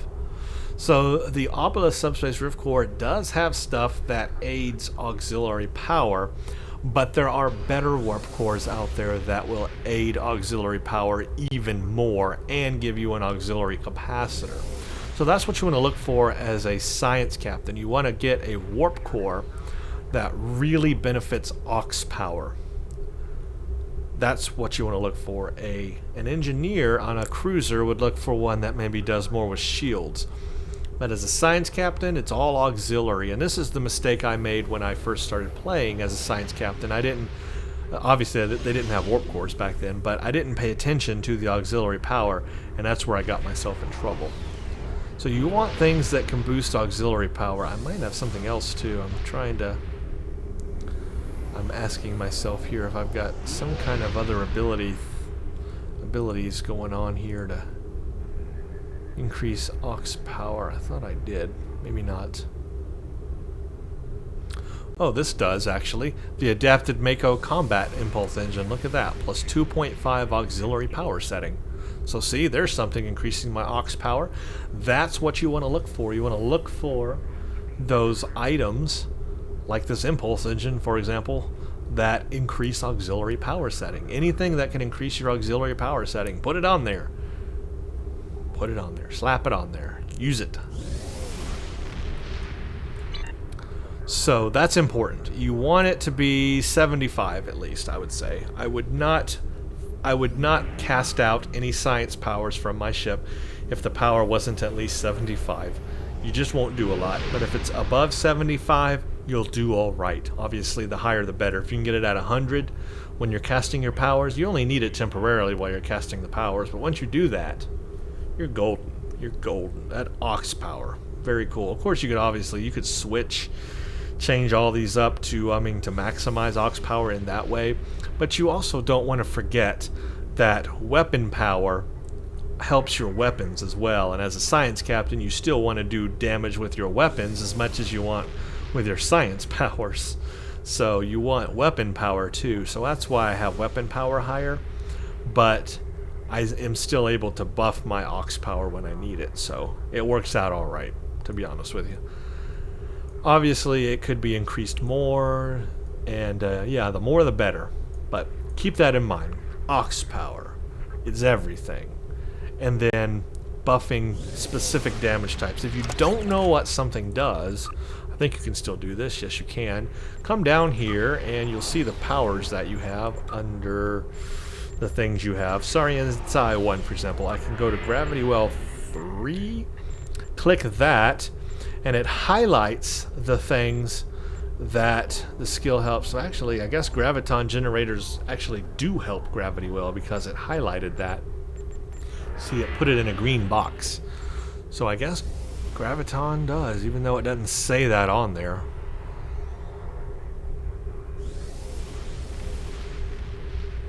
I guess maybe because it's a slow ability? I don't know. But anyway, it's highlighting Graviton generators. But if you click that, you'll see I have these two maxed out, so I've got the two things maxed out for Gravity Well 3 doing the most damage. Tychon's Rift, where are you? Tychon's Rift 2. Actually, see, it's highlighting flow caps for Tychon's Rift 2. I find that interesting. Look at that. See, I can improve this more by putting some in flow caps. Particle generators, I know that for a fact, but look, it's highlighting flow caps for Tychon's Rift 3. That means if I put skill here, I guess my Tychon's Rift 3 will be better. Or my Tychon's Rift 2, excuse me. Anyway, Tychon's Rift, period, will be better if I put some into flow caps. I didn't know that. See, I'm learning even now. Tachyon Beam, obviously flow caps, I know that. That's the only thing, actually. But that's how you can determine what helps with what. Just looking through Science Team 2, obviously shield emitters, I got that maxed. So that's how you can find out what skill buffs what power. Very important. Alright, well, I think at this point I'm going to take a little break. I'm not going to break the video up. We'll keep it one long, very long video for the science career. But I'm going to take a little break before I get to the ground stuff, because there's a lot to go over on ground as well. That'd be fun. So hold tight. Alright, thank you for that time, everybody. I needed to get a drink and refresh myself. It's time to jump into ground abilities. That's right, and just like space, you want to think about how you want to play as a ground character. Do you want to heal your team? Do you want to heal yourself? Or do you want to do some damage? Do you want to actually kill things as a science officer? Because you can quite easily. Again, let's start with all the powers at the personnel trainer. This is just a good starting place so that we can see what powers are available to science characters. So we'll come over here, Bridge Officer Training, and now let's filter out everything but Science Ground. Again, just like space, there is Tier 1, 2, and 3 powers. Tier 3 powers you want to get if you can, but they only fill certain slots, so keep that in mind. Alright, for Ensign power, Electrogravitic Field 1. This is one of those unique science abilities that's actually pretty fun. Electrogravitic Field slows all enemy movement in the field. There is a chance that some of the enemy targets will also be rooted, unable to move at all. Slowed and rooted targets can still attack normally. Root is fragile. Enemies receive a resistance to additional electrogravitic field upon expiration. Now, this is fun to use in combination, again, there's that word combination, with another power that we're going to talk about below called Exothermic Induction Field. So basically, electrogravitic field is a hold, but it's a fragile hold. It will hold the enemy, it'll root them for a little bit, but it is fragile. They can break away from it. Okay, Hypospray Dilovine. Now, just by reading it, you would have no idea what this does. But you can kind of guess it might be a healing thing, one of those healing ability that science characters have. Dialavine removes debuffs from the target, and it grants a boost to physical melee damage and max hit points. It can be used on yourself or an ally. So this is actually good to use if you do want to do melee as a science character. Now this used to be a thing back in the day when Armech was actually really tough and I just forgot the name of the thing. Can you believe that? On the Cure ground, my mind went away. All this talking. Alright, on Cure ground, Armech at the very end used to be tough, and there used to be this thing where a science officer made a good melee for Armech. And they did that by, one, being able to heal themselves constantly, and number two, this Dialavine thing, which will improve their physical melee damage and give you more hit points. Now, as a science officer, you can of course do this on yourself, but you can also do this on an ally. So it's useful to use on an ally as well. Medical Tricorder. Now, if you're going to be any kind of healer, or even if you're not a healer, even if you just want one thing in your belt that can heal yourself and allies, it's Medical Tricorder. This is a quick heal. It also removes expose effects. Basically, this is going to heal your hit points, the green line on your health bar. It will heal your hit points. So, if you don't want to use a lot of hypo sprays, and you just want one cure-all, it is this, Medical Tricorder. You can use it on yourself, an ally. That's probably one of the most useful things as a science ground officer, is to have that Medical Tricorder ability. Obviously, if you get Medical Tricorder 2 or 3, even better. You will do more healing and be more awesome to your team. Tachyon Harmonics. This one can be fun. This one delivers a cone attack with severe damage against personal shields and will destroy force fields. So basically, you can go up to the enemy with the Tachyon Harmonic and it will destroy their shields. This is good for any character that is shielded and you need to get through and do kinetic damage. Borg are a good example because kinetic damage is good on the Borg, but if you got to get through their shields first, so you can use a TR-116 obviously, or you can use a Tachyon Harmonic, kill their shields, and then get through to them. Tachyon Harmonic is very good to bring down shields on enemies. So there's a great ability that a science character has that nobody else has right there. Here's Electrogravitic Field Tier 2, obviously Dialavine Tier 2, and then Medical Tricorder Tier 2. Now we add some more. Sonic Pulse. Sonic Pulse creates an expanding burst centered on your location, damaging your opponents and interrupting their actions while knocking them back and leaving them slowed. 50% of damage bypasses shields. Think of this like Photonic Shockwave, but on the ground. And it can be useful if you have a lot of enemies around you or you're being swarmed. This will push them back. It's a lot more powerful now than it used to be in the past. In the past it wasn't as useful. Now this is more useful.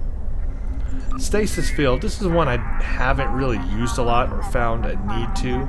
Stasis Field puts the target in a again, it's a fragile hold. It's just like the Electrogravitic Field. It's a fragile hold, so they can break away from it. Any damage to the target will break the fragile hold. So really, I haven't found a need for this Stasis Field. I guess there might be some people that use it, but to me, it's kind of a meh. Give it a pass. Tachyon Harmonic 2, again, this is useful. This will bring down shields so you can do damage. Remember, as a science officer, I said you're most likely to do the least amount of damage. So anything you can do to bypass their shield and get to their skin and get to and do kinetic damage is good. So anything that can kill shields, but this also helps your team too, because if you can kill shields, then your team can get to the enemy and kill them faster. And it's a cone effect, so it affects more than just one. It affects several. Tricorder Scan. This is one that's overlooked, right? This is one that is people don't use a lot, but it's like the sensor scan in space. Target your foe and use it because it's useful. Tricorder Scan increases the perception of the user, and it places a damage resistance and stealth debuff on an enemy target inside the scan radius. But you have to target your foe. If you don't target anyone, it doesn't do anything. And that's the mistake I used to make when I very first started this game, is I didn't target anyone before I enabled Tricorder Scan. I just, bam, did it, and it wasn't helping me at all. But now I know, or learned after a year of playing the game, that you need to target the enemy first and then hit the Tricorder Scan. Yeah, that makes a difference. Vascular Regenerator. This is another one that science characters are really going to enjoy to use. This one slowly heals and removes bleeding debuffs over the duration. It also removes exposed effects, so you can use it on yourself or an ally and it will heal. Kind of think of it like hazard emitters but on ground, right? That's how you can see how there's parallels to these space powers to the ground powers. Vascular Regenerator is like hazard emitters. Tricorder Scan is like sensor scan.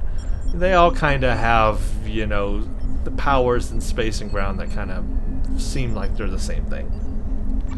Hyperonic Radiation. This is, it infects one enemy. The radiation infects one enemy, causing damage over time to the target and any enemies near them. It does slow radiation damage. It's not so noticeable because it is slow. Now, if you've got a very tough character you're trying to bring down, like one of the bosses, then go ahead and use it, because it's going to take you some time to wear that enemy down anyway, and this is just one thing you can do to help wear it down faster. But if it's an enemy that's going to go out fast, this is kind of a waste to use because it's something that really does more over time than instant. Melazine. It's another one of those hypo sprays. It cleanses the target of any debuffs and increases their energy resistance. It also removes exposed effects. I haven't used this one a whole lot, but it's just one of those things, if you're a healer you want to have on your belt, it'll help. Neural Neutralizer. Neural Neutralizer placates nearby enemies, and it prevents enemies from attacking you, but it is kind of short. But they can act normally otherwise. I use it every now and then, but honestly it's not a big thing. If there's somebody, what I'll use it for is if there's like somebody right close to me, let's say a Borg or whatever, attacking me, and I need to get out of the way or I'm starting to die, I'll hit it, and that will take the focus away from me. It'll like go off, walk away. So it can be useful.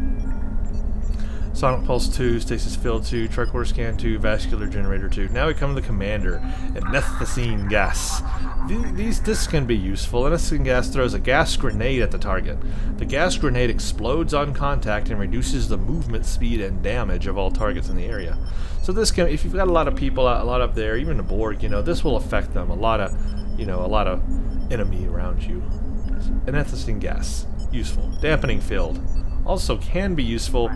A lot of people don't use it as much. It creates a field that debuffs the energy damage of all the foes within its effect, but they have to stay within the field, and if they don't, then it doesn't have an effect. Hyperonic Radiation 2, of course. Hypospray Melazine 2, of course. Now, Nanite Health Generator. This one's really useful. And of course, you can get Nanite Health Generator 3. It's out there. Nanite Health Monitor applies nanites to the target, which scan the host and nearby allies to determine if they are seriously injured. If the target or any nearby allies' health drops below 75%, then nanites heal them and grant them damage resistance and remove any exposed effects. There are enough nanites applied to perform 3 healing treatments. So you will see this. This is the little blue balls that sometime may surround you or swarm you. Nanite Health Monitor, that's what it is. You can apply it to yourself or to an ally. And of course, Neural Neutralizer. Those are your ground abilities. Now, here's what's good to do as a science and on any character. And this is what I do. Even though I'm a science character, on all of my characters, I have on ground for any of the mission content. I have one character who is my healer. For example, vampire, or my Reman here. He's a Reman. Yeah, he's a Reman. My vampire, he is my healer. And as you will see, look, I've given him all the healing stuff. He's got Hypospray Melazine 2, Vascular Regenerator 2, Medical Tricorder 2, and Hypospray Dialamine. These are all the healing things. He does nothing but healing. He has no... I mean, he can fire a weapon. But other than that, all of his kit abilities are healing abilities. This guy here. So that means when I'm on ground missions and I have my bridge officers with me, I have a healer with me at all times. And he keeps me healed up. So this is useful in regular mission content. Now you can't take your bridge officers with you at in-game content. You know, STFs and that sort of stuff. You don't get to have your bridge officers. But in the mission content, you do. And so I always like to have a healer. And you do that by using those science skills. Now you can also put all of those science skills on yourself. And if you did that, just like this, then you would be a total healer. You could go heal your entire team, but that's all you would have are just those healing abilities. You would have nothing else. You'd be able to fire a weapon, and that's it.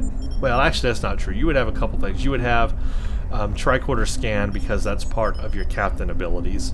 And then you would have Scientific Aptitude, because that's part of your science abilities. I think you would also have Neural Neutralizer, because that's part of your abilities as well, I think. I believe so, if I recall correctly. And but that's about it. Those are your native captain abilities. I think Neural Neutralizer is. So you would have Tricorder Scan for sure, and for sure Scientific Aptitude, and I think that one. And that's all you would have, and you would just be a healer. But you don't have to be. You can put some other things on there too, which is what I've done. As you can see, yes, I've got the Electrogravitic Field. Negative run speed, you can root them. What I like to do is use this one here, Exothermic Induction Field, and why wasn't that on the list? Was that on the thing here? I don't recall seeing that. Yeah, why isn't that on here?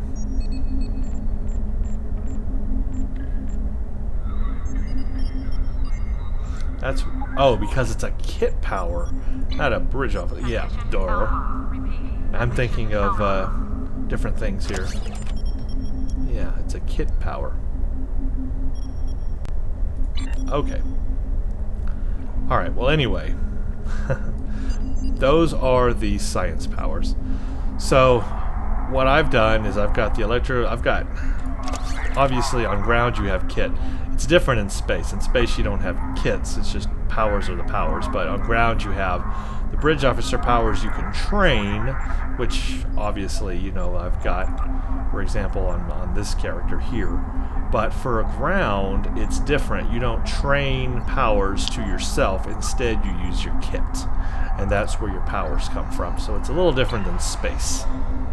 But your kit on ground for science, or any character, engineering or tactical, will make or break the character. Because that's where your unique abilities come from. That's where most of your abilities come from. Now, the kit's changed a lot in this game recently. There used to be you just had a kit and it had the powers on it and that was all you had. But now you have customizable kits, right? So I'm using the Counter Command one from the Counter Command Reputation. You could use, I really need to change this because it's not really benefiting me too much. It's got, well, it's got willpower, but it's got plus 10% all damage versus Undine. I barely ever fight the Undine, so that's really a waste for me. I need to look into a better kit. But it does have plus 73 willpower.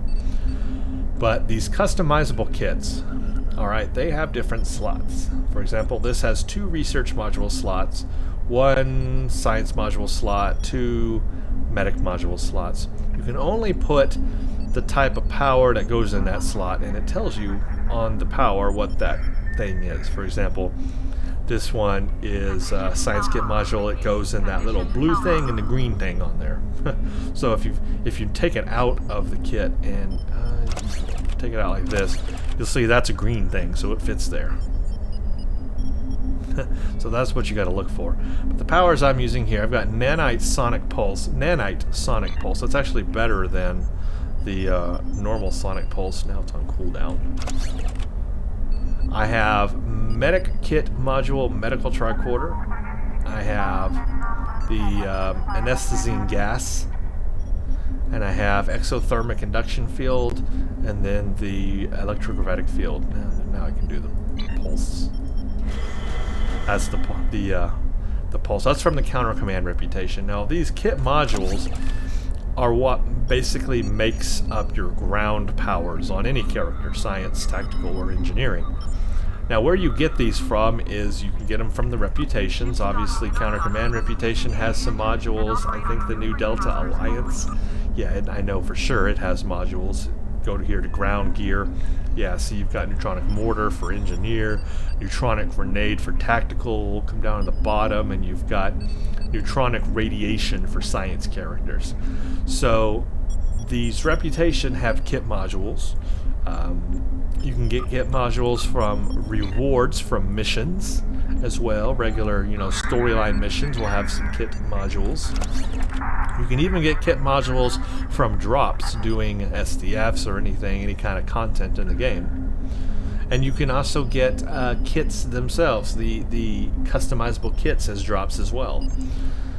The fun thing are these new intelligence kits, which are actually in the reputation. They're in the Delta reputation under the store. Yeah, here you go. Common, uncommon, rare, and very rare. These new intelligence kit modules are the bomb diggity. These are the things right here. If you've got the ability to get them, I can only afford the commons right now. But these new Universal, that's what the U stands for, Universal Intelligence Kit Modules. These are useful. Obviously they cost dilithium, but you can put these in any kit in any slot, and that's what makes these really awesome. And there are some really neat ones here. I need to experiment with these. I've seen the tripwire drone, that's pretty cool. There's probably some sciencey ones here. Neurolytic injection might be something. Honestly, I haven't looked at them all yet to try them out, but there are some really cool ones here. So that's the new stuff there, and that's another place you can get kit modules. But it's those kit module powers that will really set the tone of your science character on the ground. Do you want to put a lot of healing abilities in? Do you want to put a lot of other different things in? And obviously you can only slot what you can slot in each slot, if that makes sense. So I kind of like the options I have. For example, what I do is I use the electrogravitic field to root or hold the enemy, and then I hit them with the exothermic induction field. This is an area of effect blast and location fire damage. Creates a level 64 exothermic induction field. It does fire damage, shield penetration, damage reduces from epicenter, knocks them back, does all kinds of stuff. It's just awesome to watch your enemy burn on fire anyway. And then I can also hit them with the Anesthetizing Gas, which will slow them down even more. So I can hold them, I can electrogravitic them, then hit them with the Nethazine, and then hit them with the exothermic. Again, that combination right there. Bam, it's killer. Then I can heal myself if I'm dying, or I can heal an ally. And then I have the Nanite Sonic Pulse. If somebody's near me, I can do that little pulse thing, and that does well. And you can get different levels of these. As you can see, there are rare and very rare levels. There's Mark 11, 12, 13, I guess maybe 14. There are different levels and qualities of these that will increase the effectiveness. You just have to be able to afford them. See, I could only afford the Mark 13 rare of this. I wanted to get very rare, but I couldn't afford it.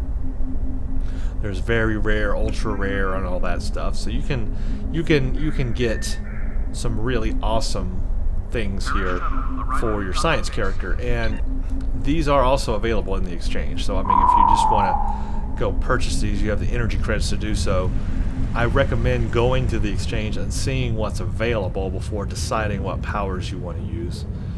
Because really, you're not going to know what to put on there until you research and find out what's available. Because there are a lot of kit powers. So you come down here to kit modules, and I wish they had this divided up into the different career types. See, they don't. So they need another subcategory, you know, subcategory for science, engineering, and tactical to separate them, but they don't have that. But if you go to like very rare and you search, you know, Mark 11 and up,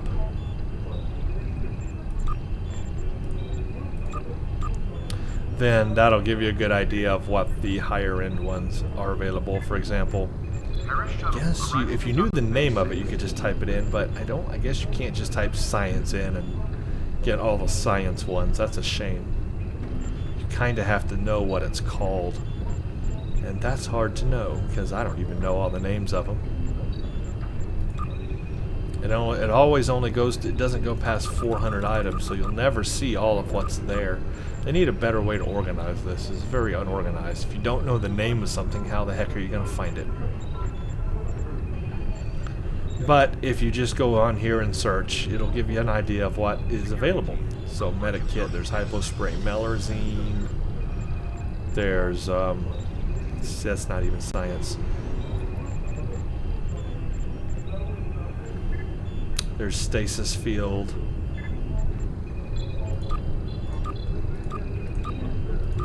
The blue ones are science.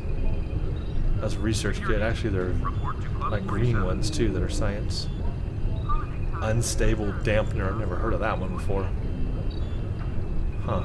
So there's all these new kit abilities as well to research and go through. But to know what they all are, there's not a list that I'm aware of, but there needs to be, and they need to subcategorize this because it is very hard to find out what's there without knowing what it's called.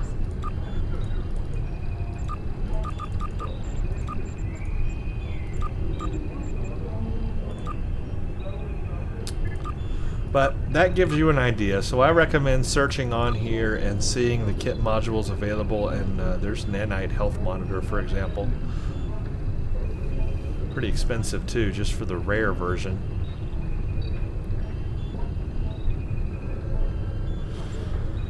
Well, it gives you an idea anyway. That's what I would do, is I would search on the exchange and see what's available and read it very well and think about how you want to play as a science character on the ground, what kind of powers you want to use.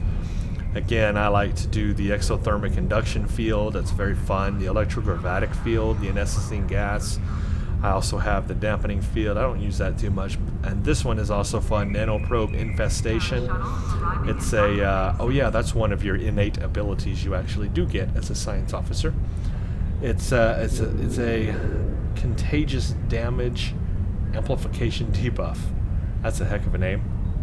Targets the foe. It does all energy damage resistance. It spreads to nearby targets. It exposes them. Obviously, just like in space, you also have a ground scientific ability. This one is native to the science character. It's called scientific aptitude. You'll have, you know, level 2 or 3 depending what level you are. But as you can see, it does a whole lot to your team and yourself. It does plus 13 hit points for a minute, plus 30 slow resistance for a minute, root resistance, stun resistance, disable resistance, and knock resistance. Basically a ton of resistance. This is really good against the Borg, I'll tell you that much. So on your team, you just hit that, and it looks like that. Your whole team will be glowing blue, and you'll be a hero because you did that for your team. It lasts 1 minute. You got a 4-minute cooldown, not too bad. Of course, I've got medical tricorder because I like to have that. Neural blast, sonic pulse. Here's the tricorder. See, it doesn't do anything if you don't target someone. So let it cool down. I'll target someone, and you can see. I'll show you how you can use it on people.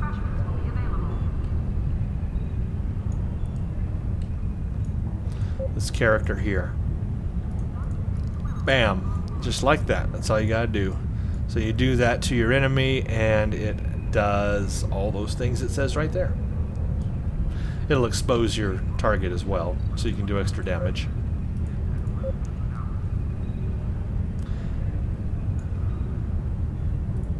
Can't target the NPCs. This character here. Bam. Just like that. See the little radiating things? That means it worked.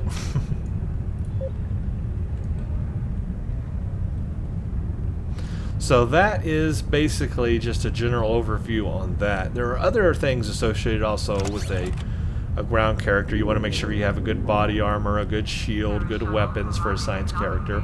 Something that's going to complement the science character. I am using Adapted Mako.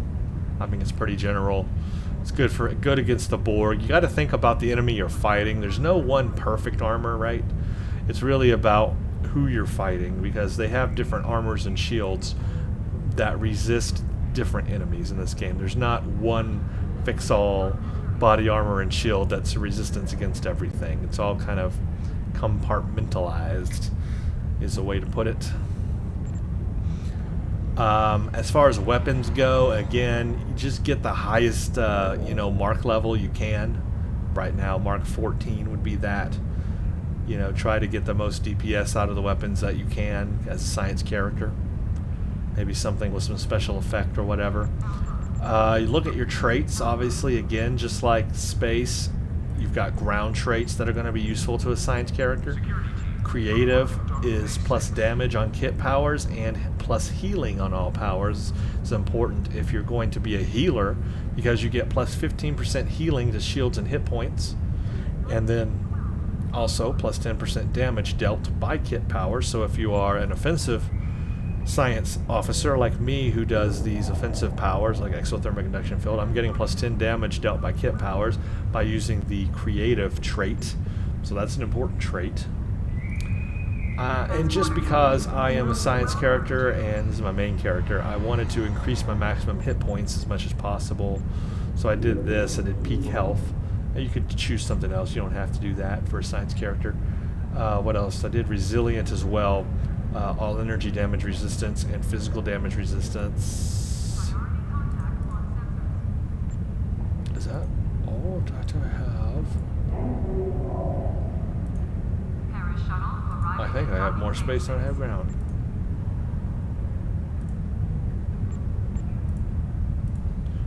Do I really have... That's all the ground I have? I'm surprised myself. I thought I had more ground abilities than that. I have just those 3 ground abilities. Why do I only have 3 ground abilities? I think I know why. I guess the other ones just didn't suit me. Exploit damage, resistance to flanking. Nah, I don't care. Don't want to be aggressive. Cold-blooded, don't care. Covert. No, don't care. Field, let's see, targets affected by controlled or debuff powers. This trait improves your damage dealt to enemies affected by control. Nah. What's Fleet Physicist? Where'd that come from? Adds shield regeneration to fleet. Nah, I don't really need that. That's space anyway. Lucky.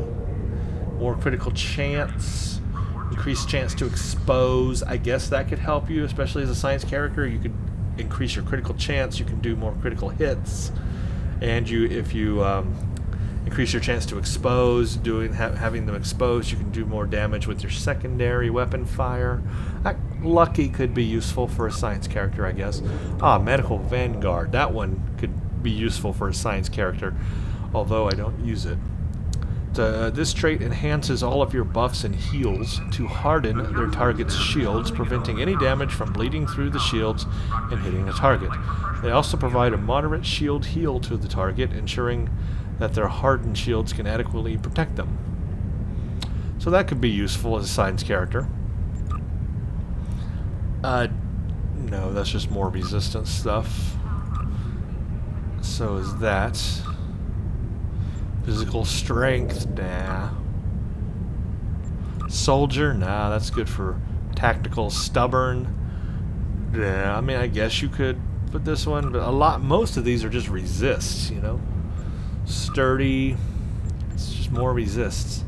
Sure-footed, more resists. Telekinesis, that's an actual activatable power that you can do to your enemy. It knocks the target back with telekinetic force. So that's something you could add to your science character just to give him a little more kick, a little more damage. Telekinesis, that could be useful. Telepathic might be as well. Not too much. I'd rather go telekinesis than telepathic. And that's it. So that's why I didn't go with much ground abilities. Really nothing affects me on ground there too much. Most of it's just resists. Nothing really increases my damage too much. Or at all. Except maybe the telekinesis. But whatever. Also, make sure to set your ground abilities for your reputations that you have active. I have integrated nanofibers. This gives me all damage bonus resistance rating. I've got plus 10% health. I have enhanced personal shields, more shield capacity. And then I have the weapon proficiency, so it gives me plus 5% all weapon damage and more melee damage as well. Again, just as a science character, I'm trying to get a little more damage to my weapon there. Plus 5% helps just a little bit. Every little bit helps. But there are other things too, like medical nanites. This regenerates your hit points. There's so many awesome abilities here you could add. You could knock down target on critical hits, reactive shielding, regenerative shield augmentation. I mean, there's so many cool things. I wish we could have all of these active. Remember the day when you used to have all your reputation powers active? Yeah, they took that away from us. Obviously, your active powers too. There are some good ground ones. Medical nanite cloud is good for any character to have. It will resuscitate you and your allies. I also have this one, Defiance.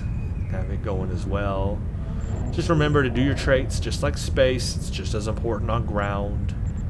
Skills. Alright, now we've come to it. Ground skills. Just as we talked about setting your powers first in space and then setting the ground skill, well, do the same for ground as well. Set your ground powers first and then set your ground skill, because you want to set the skill that buffs the powers you're using. And again, you set your ground skill basically based on the kit powers you're using. So determine your kit powers and then determine what you want to do here.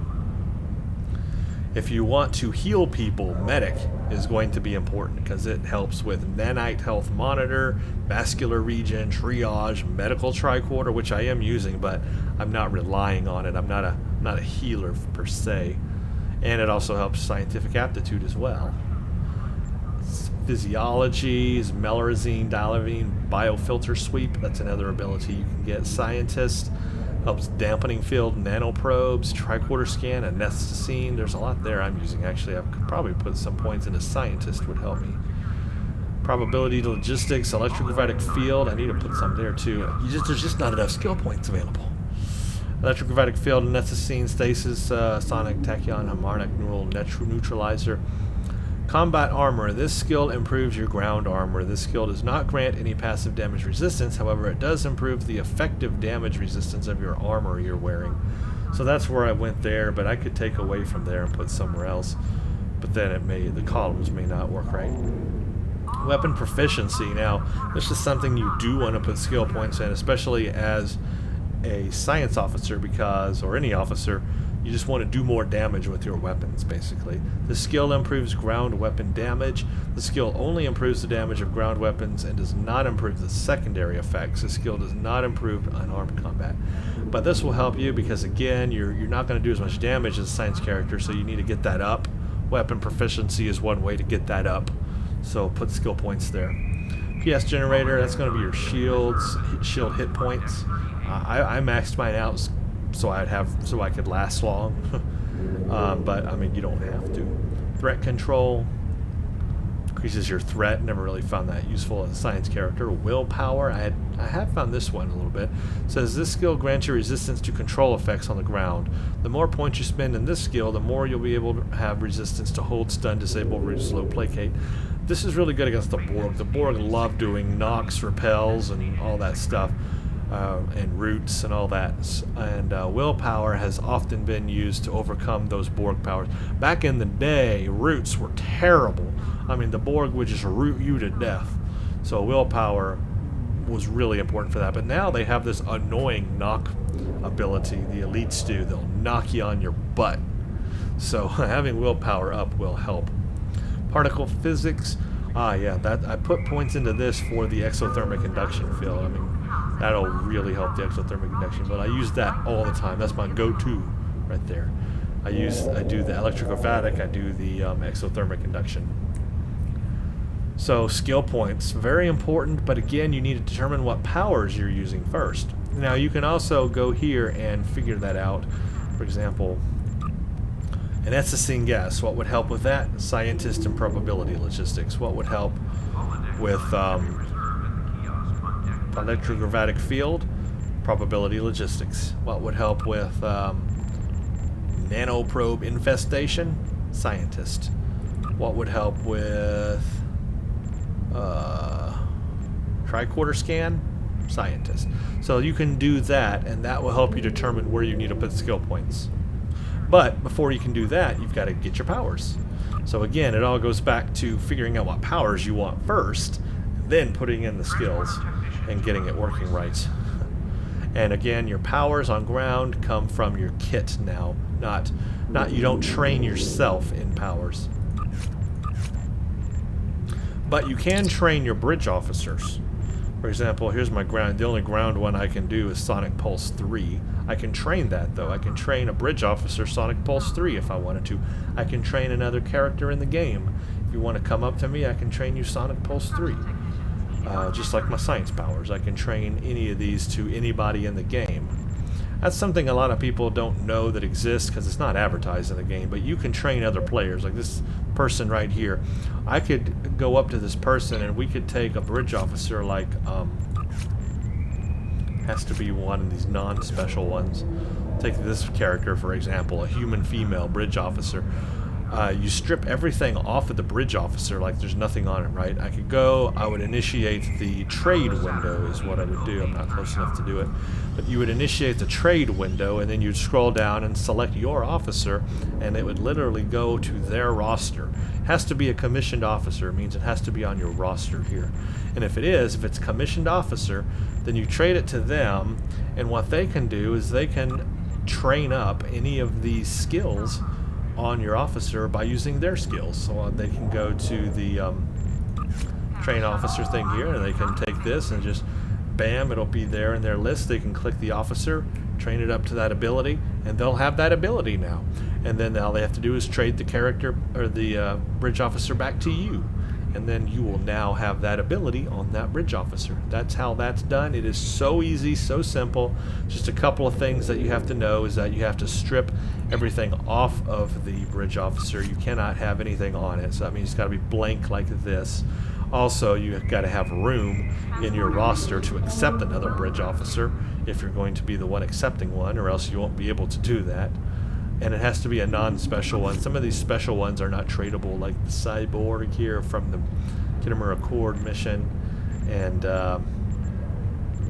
you know, some of these other special ones that you may have are not tradable. The green would probably be tradable, but some of these may not be tradable, so just know that. But if it is, you can try it and you'll know once you go to your trade window if you can trade or not. And you train them in that power and take them back. Obviously you run the chance of someone running off and stealing your character, but you hope to find somebody of good caliber so they won't do that. What would be the point anyway? You can get bridge officers so easy in this game. So let's see, we talked about that. Talked about training of the bridge officers. Obviously it's different for, well, it's not so different because you can actually still go to the exchange and you can buy bridge officers and train up your bridge officer science ground powers as well. So I can go to bridge officers science, if I can spell science. There will be a short downtime for the exchange at 1400 hours. And like this thing here, if you look, if you hover over it, you will see that it has ground abilities here. It has Sonic Pulse 1, it has Hyper Radiation 2, Vascular Regenerator 2, Sonic Pulse 1. I could take this and train up one of my bridge officers on ground. But I think I have some examples here. Yeah, I got lots of them here. So this character, all I gotta do is you hit commission, you do train up, and then you select, here's all the abilities that this bridge officer has, and you can take that ability, and let's say I want this character to have it. I'd click it, click train, and it would have it, and it would use up that officer. That's how you do that. And you can do that for ground and space, same thing. You see it's got space powers and ground powers you can do that for. Uses up the bridge officer to do that though, but that's how you get your ground powers for bridge officers or space powers for bridge officers. That's one way to do it. It's not the only way, but it is one way to do it. Again, all of this is going to change, hopefully for the better in the future here when we get the new bridge officer revamp. I like the fact that the skills for your bridge officers are going away. This menu here where you have to set the skills for space and ground for each power you're using. I like the fact this is going away because people often forget that it's here and don't do it. They don't think there's a need for it, or they just don't know it's here.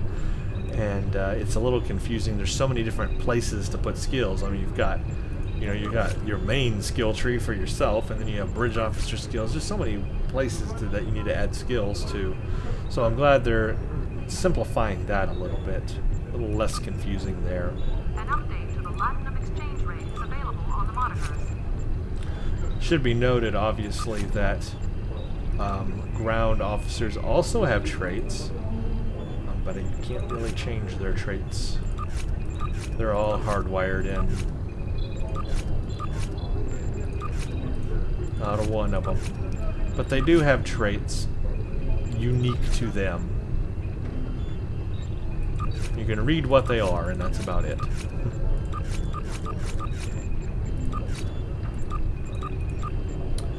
So as far as building a ground character, again, you just got to decide, how you want to play, and your kit powers. It's all going to come down to your kit powers and what you choose there. Try to get the best thing that suits you. And for the mission content, just decide how many science officers you want alongside of you.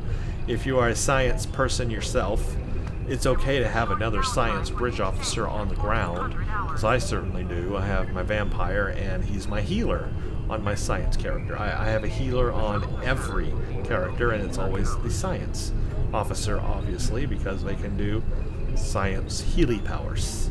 So this person keeps me healed and alive all the time. Very useful. But you could play that role too if you wanted. I particularly don't. But you do all that, you can do some damage as a science officer. It's not that difficult. It's harder than the other careers, but it is not impossible. My health and everything is pretty high.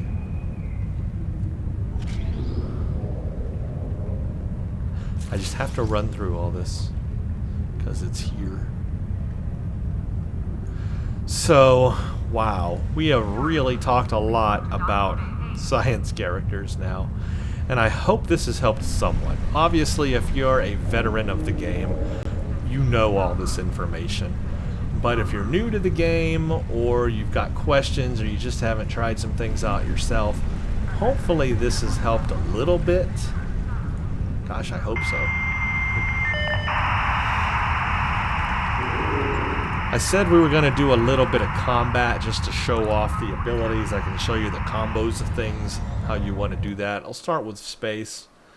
Maybe we'll do something on ground too. Let's see, let's jump to Taldewa, I think, and we'll just jump in a patrol there. That's a big ship. Let's, jump to Taldewa. Actually, yeah, it's easier.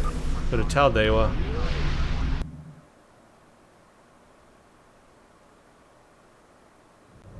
We'll just jump into a patrol real quick. Security We must Oh, work it's already together. in progress. Let's go to Karaya. Yeah, that's the Romulans. Let's go there. And I'll show you a combination that works well for me.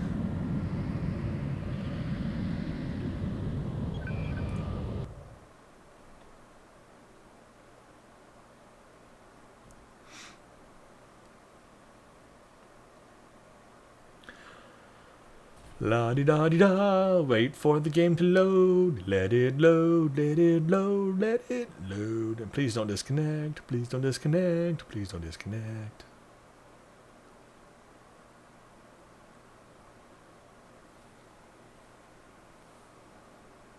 You can do it, game.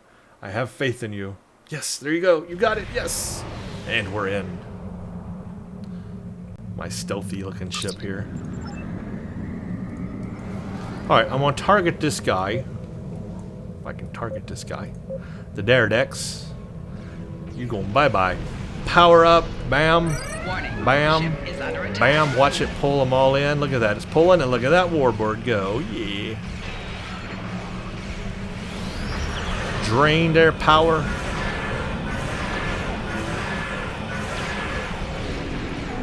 Hold them with a tractor beam. Do a Titan's Rift on them. Kill them dead.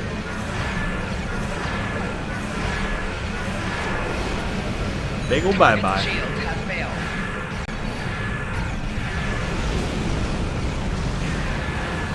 Oh, this would be a good area to use a Titan's Rift as well. I mean, a Gravity Well as well, but I've already used it. Yeah, I need to get some more skill point into the Tachyon beam there. Alright, there's the Gravity Well. See, pulling into Warbirds, pulling in everything. Love it. Got to love that Gravity Well. Don't forget to do the scanny thing. Don't forget to do that as well. All the little things. It's a lot of things to do. But you do them all, and the enemy don't last long. Look at this. I mean, I'm just burning through them all. Got a little radiation damage, no problem. I'll heal up. Now, let's call in a photonic fleet just for the heck of it. Bam. There's my photonic fleet. But I didn't buff up my aux power. That was the only problem there.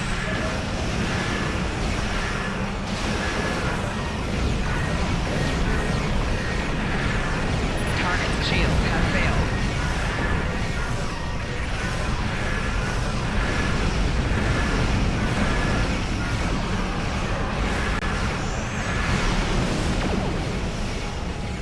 Easy peasy.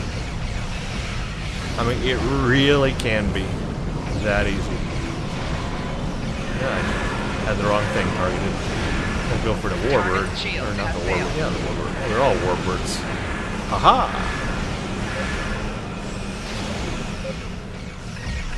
Look at my aux power. See how awesome it is? There's my tractor beam. Hold him in place. Target's shields have failed.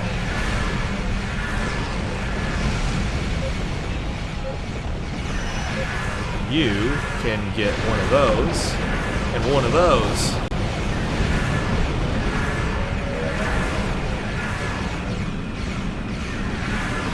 Four shields failing.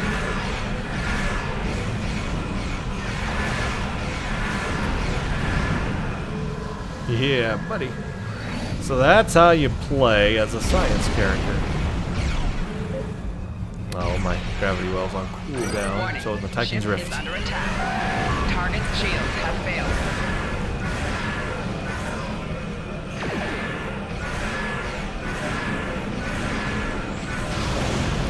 I hit it too late, early, or whatever.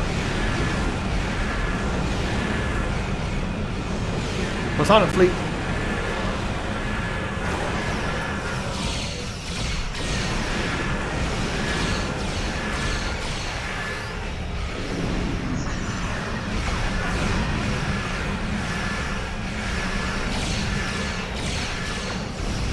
Target's shields have failed.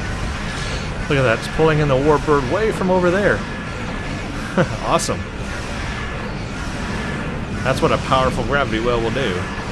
You know it's a powerful gravity well if it does pull in everything. If it doesn't pull in anything, if your gravity well pulls in nothing, then do some work. You've got a lot of work to do if you don't pull in anything. That's how you can tell. And look at that. I mean, that's easy. I mean, I barely had doing any work there. This is a very good build against the Borg or anything in the game. I mean, it really works for me. Science character for the win. Now let's see, what can we do for ground? Where can we go for a ground thing? I don't even know. Bug hunt? We could do bug hunt. Boy, I sure need more ancient power cells, I know that much. Where's bug hunt elite? It's advanced, there it is. Wonder if we can get into a game real quick. If we can, I'll do that. And I'll show you the sciencey powers on ground if this loads. I guess I'll pause. Oh no, maybe not. We're already up to 4. Just need one more. Come on, somebody. One person. You can do it. Oh, I just really want to show you guys this ground powers.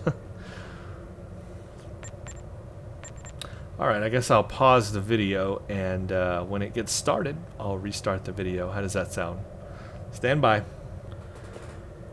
And like literally less than 10 seconds from pausing the video, it started.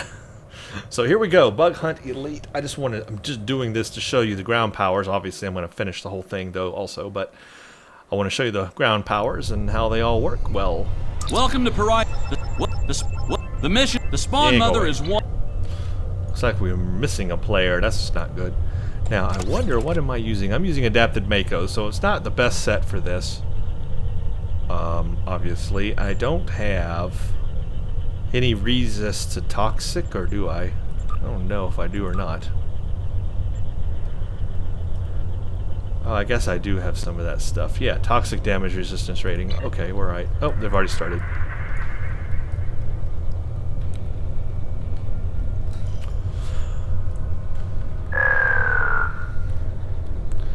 So what I'm going to show here, obviously, see, like him, I can heal him. Bam, healed.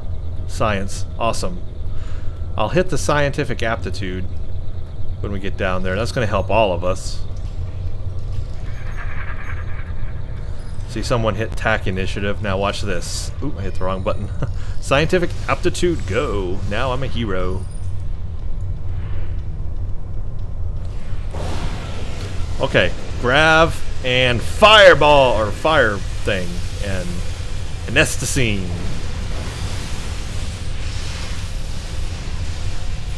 You can't see the fire through their ice. How ironic. Now I can get close like this. Ooh, I'm dying. Oh, I'm dead. Well, okay, I'll let myself die by accident. I was concentrating more on throwing out my powers than I was on staying alive. Trying to show you guys my powers. Okay, let's try that again. This time let's stay alive. I got so many things to keep myself alive and I didn't use them. I also forgot to use tricorder scan. I always forget to use it. It's so easy to forget.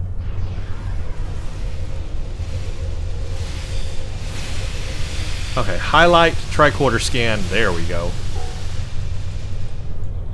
Urgh. I gotta remember to heal. Heal thyself. Fire in the hole! Fire in your hole. Obstacle clear. Okay, again, when the enemy pops, I will tricorder them, or tricorder scan them. And then I'll do my stuff. My fancy stuff.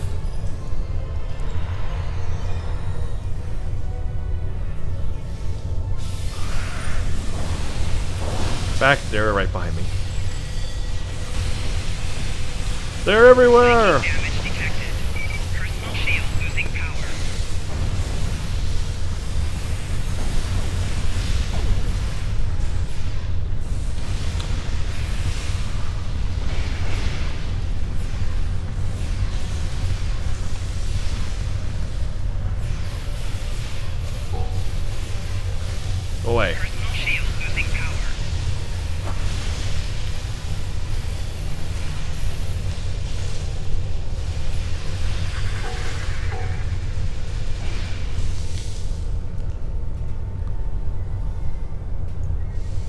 hard to see my powers through all of their powers. But, oh, let's do this. Bam. Fire in the hole! Bam. Here, I'll give it some fire. There's some Clear to fire. proceed. See all that fire? That was me.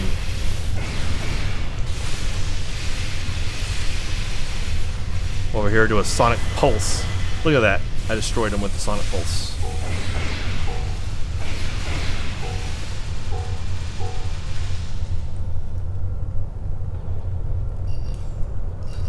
Oh, he's dead. Oh, what? I'm confused. What just happened? No idea what just happened.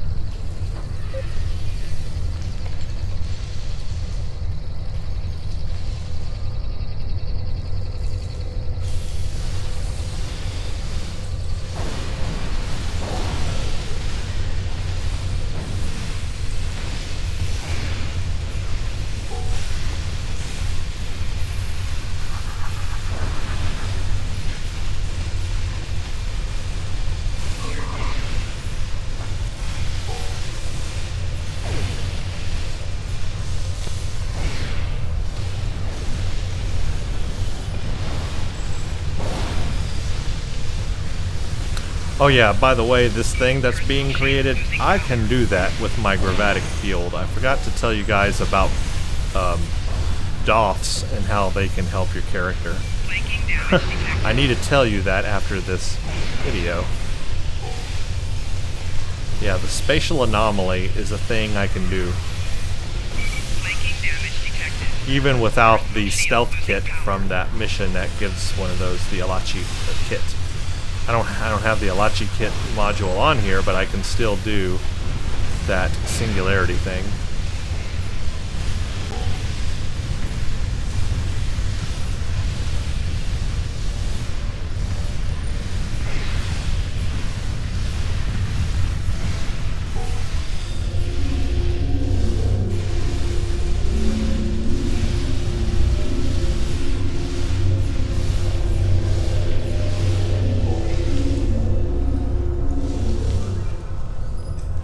The mission. I was welcome to the small. Yeah, go away.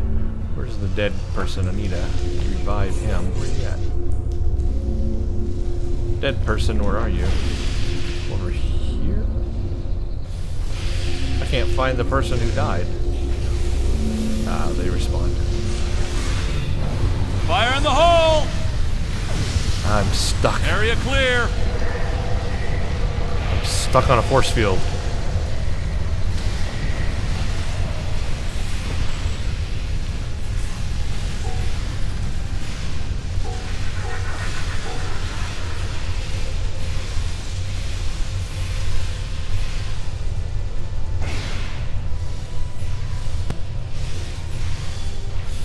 Ah, don't spray your goo at me. That's mean and gross, and you didn't even buy me dinner.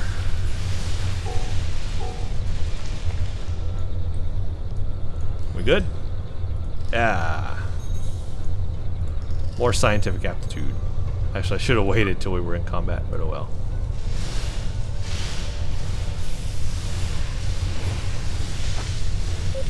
Fire! There's a good fire. Yeah, burn them to death. That's what I'm talking. Oh crap! That's a good time to do the sonic pulse right there when you're surrounded, and the neutralizer, and an assassin gas, and everything I can throw at them.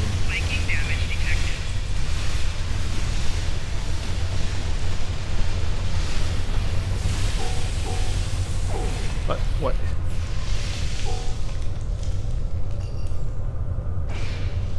Scans show that we need to jump down this narrow fissure in the rock. Be careful. I don't know what's waiting for us at the bottom. Sounds like fun. Let's all jump into a hole.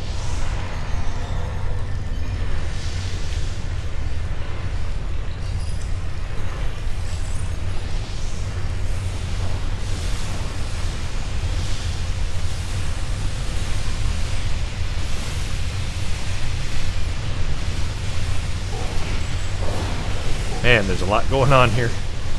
I don't know what I'm firing at, I'm just firing at it.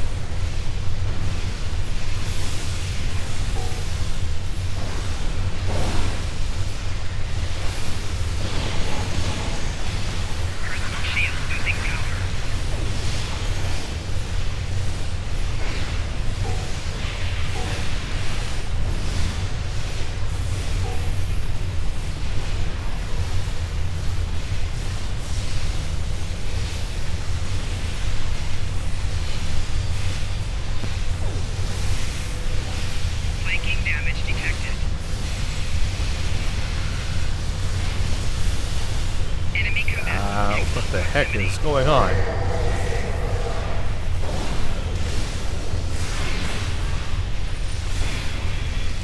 Shoot, I'm gonna die. I don't wanna die. That is where the healing things really come in handy. Being able to heal.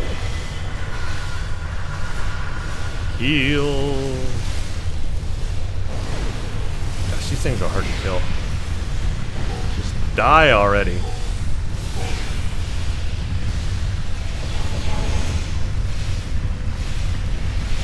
Throw up a dome around you. There you go. Dampening field dome. That's what you get. According to our scans, there's a tunnel under us. Give me a moment and I'll clear a path.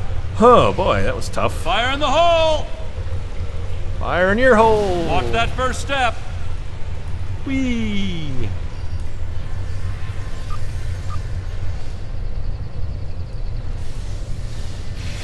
Here we go again. Aptitude.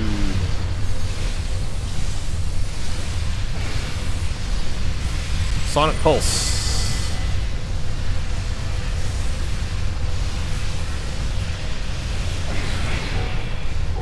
Yeah.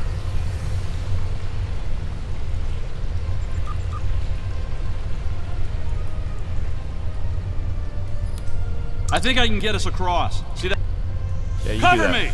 I'll cover you, alright. Okay. And do that, and do that, and do that.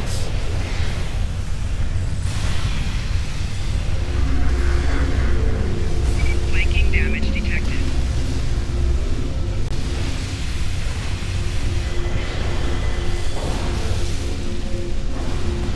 These things cool down really fast, so yay for that.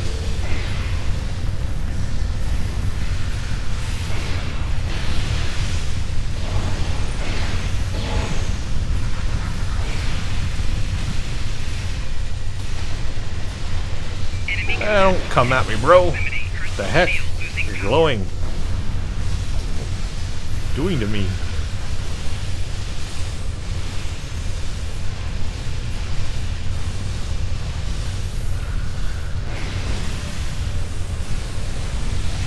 Personal shield losing power. I bet.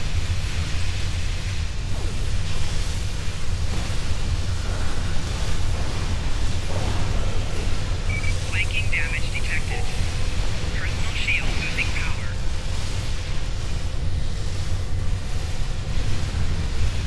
Have a dome.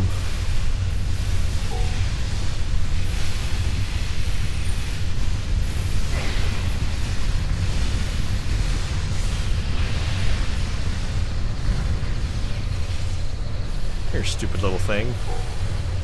Oh my gosh. Shield losing power.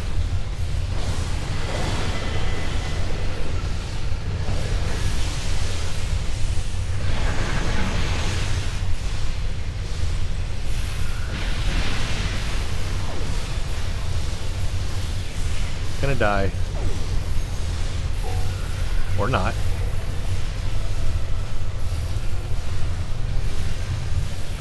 Golly, it's hard to kill.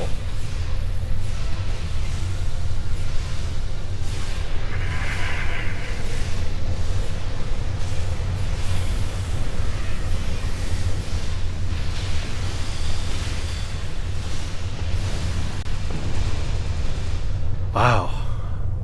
I love Bug Hunt. This is fun. Just mindless killing of bugs. This is it, the center of the hive. Really, it's that easy.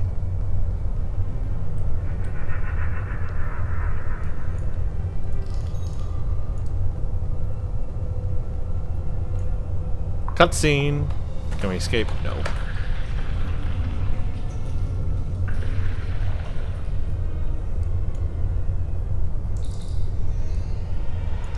I'm going to use the nano probe. I'll show you how that looks on the mother. Flanking damage detected. Do one of them jobbies. There we go.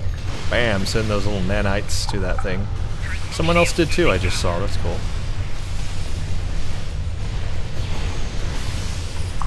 I'm gonna die.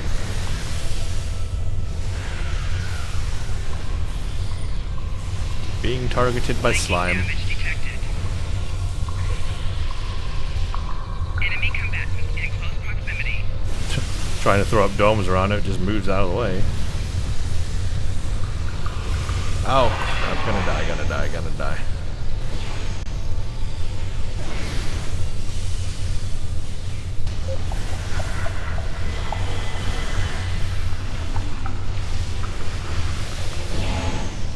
Yes. We win. 2 ancient power cells. Yes. I need those badly. Wow, guys. Well, there you go.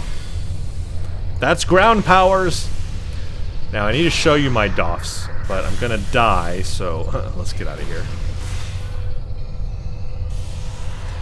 Just like anything in the game, DOFs can help you space and ground. They will help basically enhance your abilities you've chosen. You just got to pick the right ones.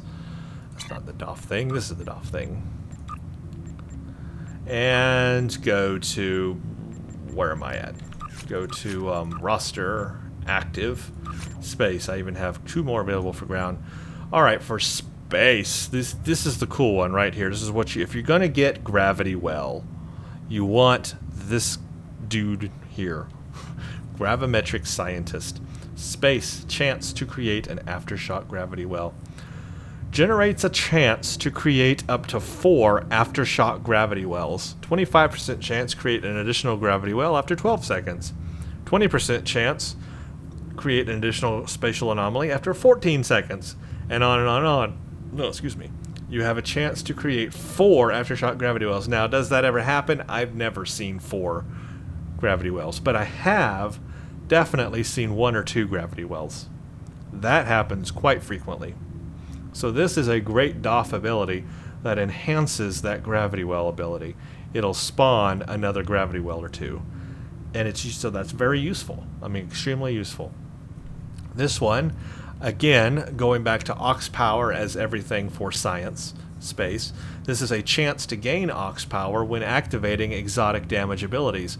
And what are my abilities but exotic damage? I mean, Tychon's Rift is exotic damage, and Gravity Well is exotic damage. So every time I activate them, there's a chance, 25% chance, which is a pretty good chance, of a plus 40 auxiliary power for 10 seconds after activating the ability. Which means I can then activate another ability and have higher auxiliary power. Again, this is a great DOF, very much worth it as a science officer. That's going to just get you more Ox Power, and more Ox Power is everything. This is just a chance to reduce the time to recharge torpedoes, because I've got 2 torpedoes, I don't know if you noticed, on the front. I have this thing, which is a temporal disruption device, which is just a torpedo, and then the Chronoton torpedoes. So I actually have 2 torpedoes. So this ability to reduce the time to recharge torpedoes was useful to me. And then this is just against the Borg. I actually have a slot free for space. I could put something else in.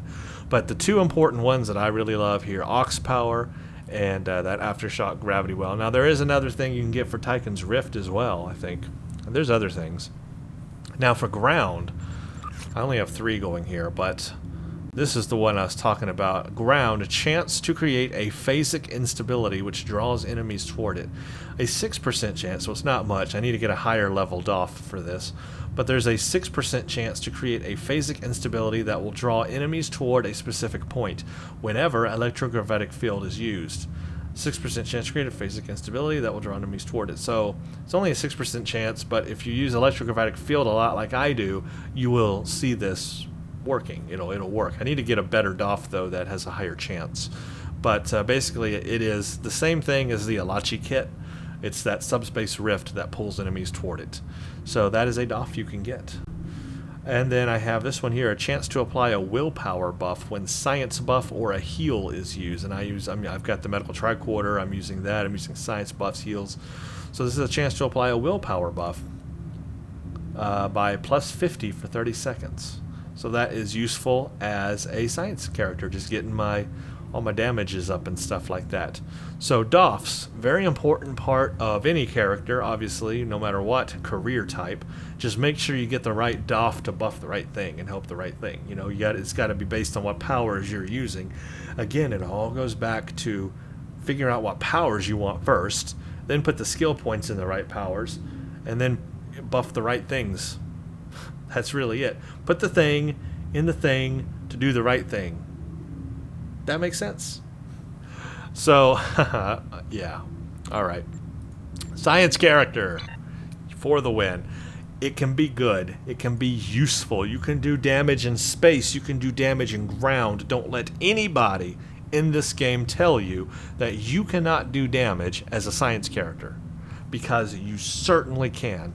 You just have to play with all those options available to you and make sure that you have all the traits enabled to benefit your powers. Make sure you have the right powers that you want first. All the traits, make sure you have the right skill points in the right place for those powers. Very important. Make sure that you're buffing the right type of technologies. For example, exotic damage for Tychon's Rift and Gravity Well. You got graviton generators, you got particle generators, you got all kinds of different things that buff different science powers. So make sure you're using the right things. Make sure you're using consoles. In fact, since we're here, I'll just show you those science consoles. New Romulus. Make sure you're using the right science consoles to buff the right powers. Make sure you've, maximized your science consoles in space. Maximized your tactical consoles to do more damage. Add extra damage, like plasma damage with these consoles here I'm just going to show you. On ground, if you need to get your critical hits up, if you want to, do more damage, one way is to do a lot of critical hits. If you're not, doing just raw damage from your weaponry, well, you can do a lot of critical hits, so get the critical hit chance up, and then you'll do more critical hits, which will help you do more damage. Look very carefully at your kit powers you're using, your abilities. Make sure everything's skilled up. Let's go to the embassy.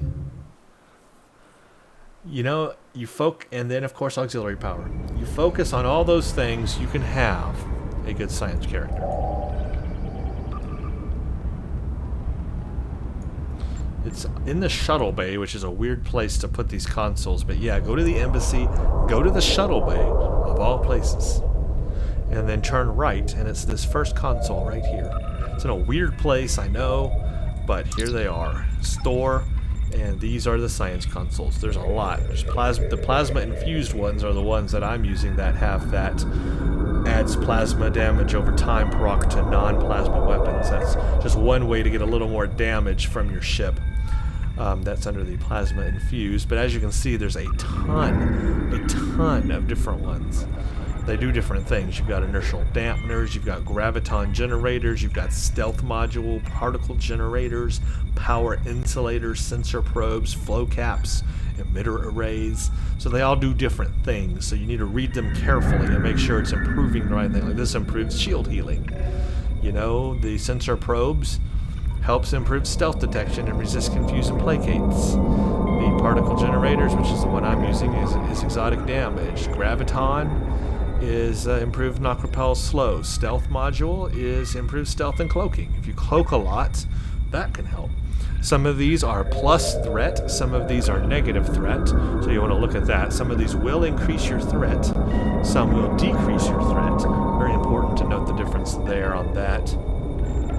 Then you have hair repair. Oh no, hull repair, inertial dampeners, and on. These actually give, when receiving damage, a 2.5 chance to restore hull. These have a chance to restore shield. Yeah, chance to restore shield. So you got shield, chance to restore shield, chance to restore hull, or the plasma infused. I think plasma infused is just a better way to go to do more damage. So these consoles are useful. So those are my keys, guys. Focus on your powers, figure out what you want to use. Then make sure that you're skilled properly to buff those powers that you're using. Then make sure that you pimp out your consoles and anything else to buff the specific type of damage that you're doing. Graviton, particle generators, exotic damage, all that stuff. Make sure aux power is high on your starship in space. On ground, just look carefully at your kit powers that you're using. Make sure they complement your setup. For bridge officers on the ground, you know, just decide what you want to use to help you on the ground in storyline missions. You can be, and traits, don't forget traits. You can be a good science captain. You can be a powerful science captain.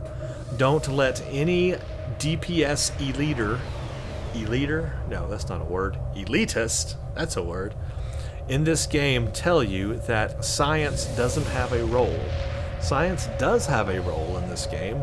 You can make a powerful science character with the best of them, to match the best of them.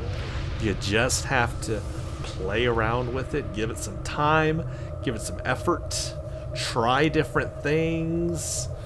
You never know what'll work out great. Combos are the way to go with science powers. Combinations of things to do different things determine if you want to drain things, if you want to hold things, if you want to, whatever you want to do to the enemy.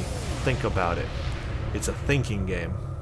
But if you do it well, you can have a very fun science career experience in Star Trek Online. I have certainly enjoyed playing as a science character. I don't know if one of the careers is my favorite, but it would be a toss-up between engineering and science, personally, for me. Very fun. I enjoy playing as a science character. Especially with this Wells-class ship. I can do a lot of damage with this thing as a science character. And that's okay with me. I'm happy with that. Well, everybody, I hope you enjoyed that extremely long and lengthy look at the science career in Star Trek Online. Coming up next will be the engineering career, so stay tuned for that.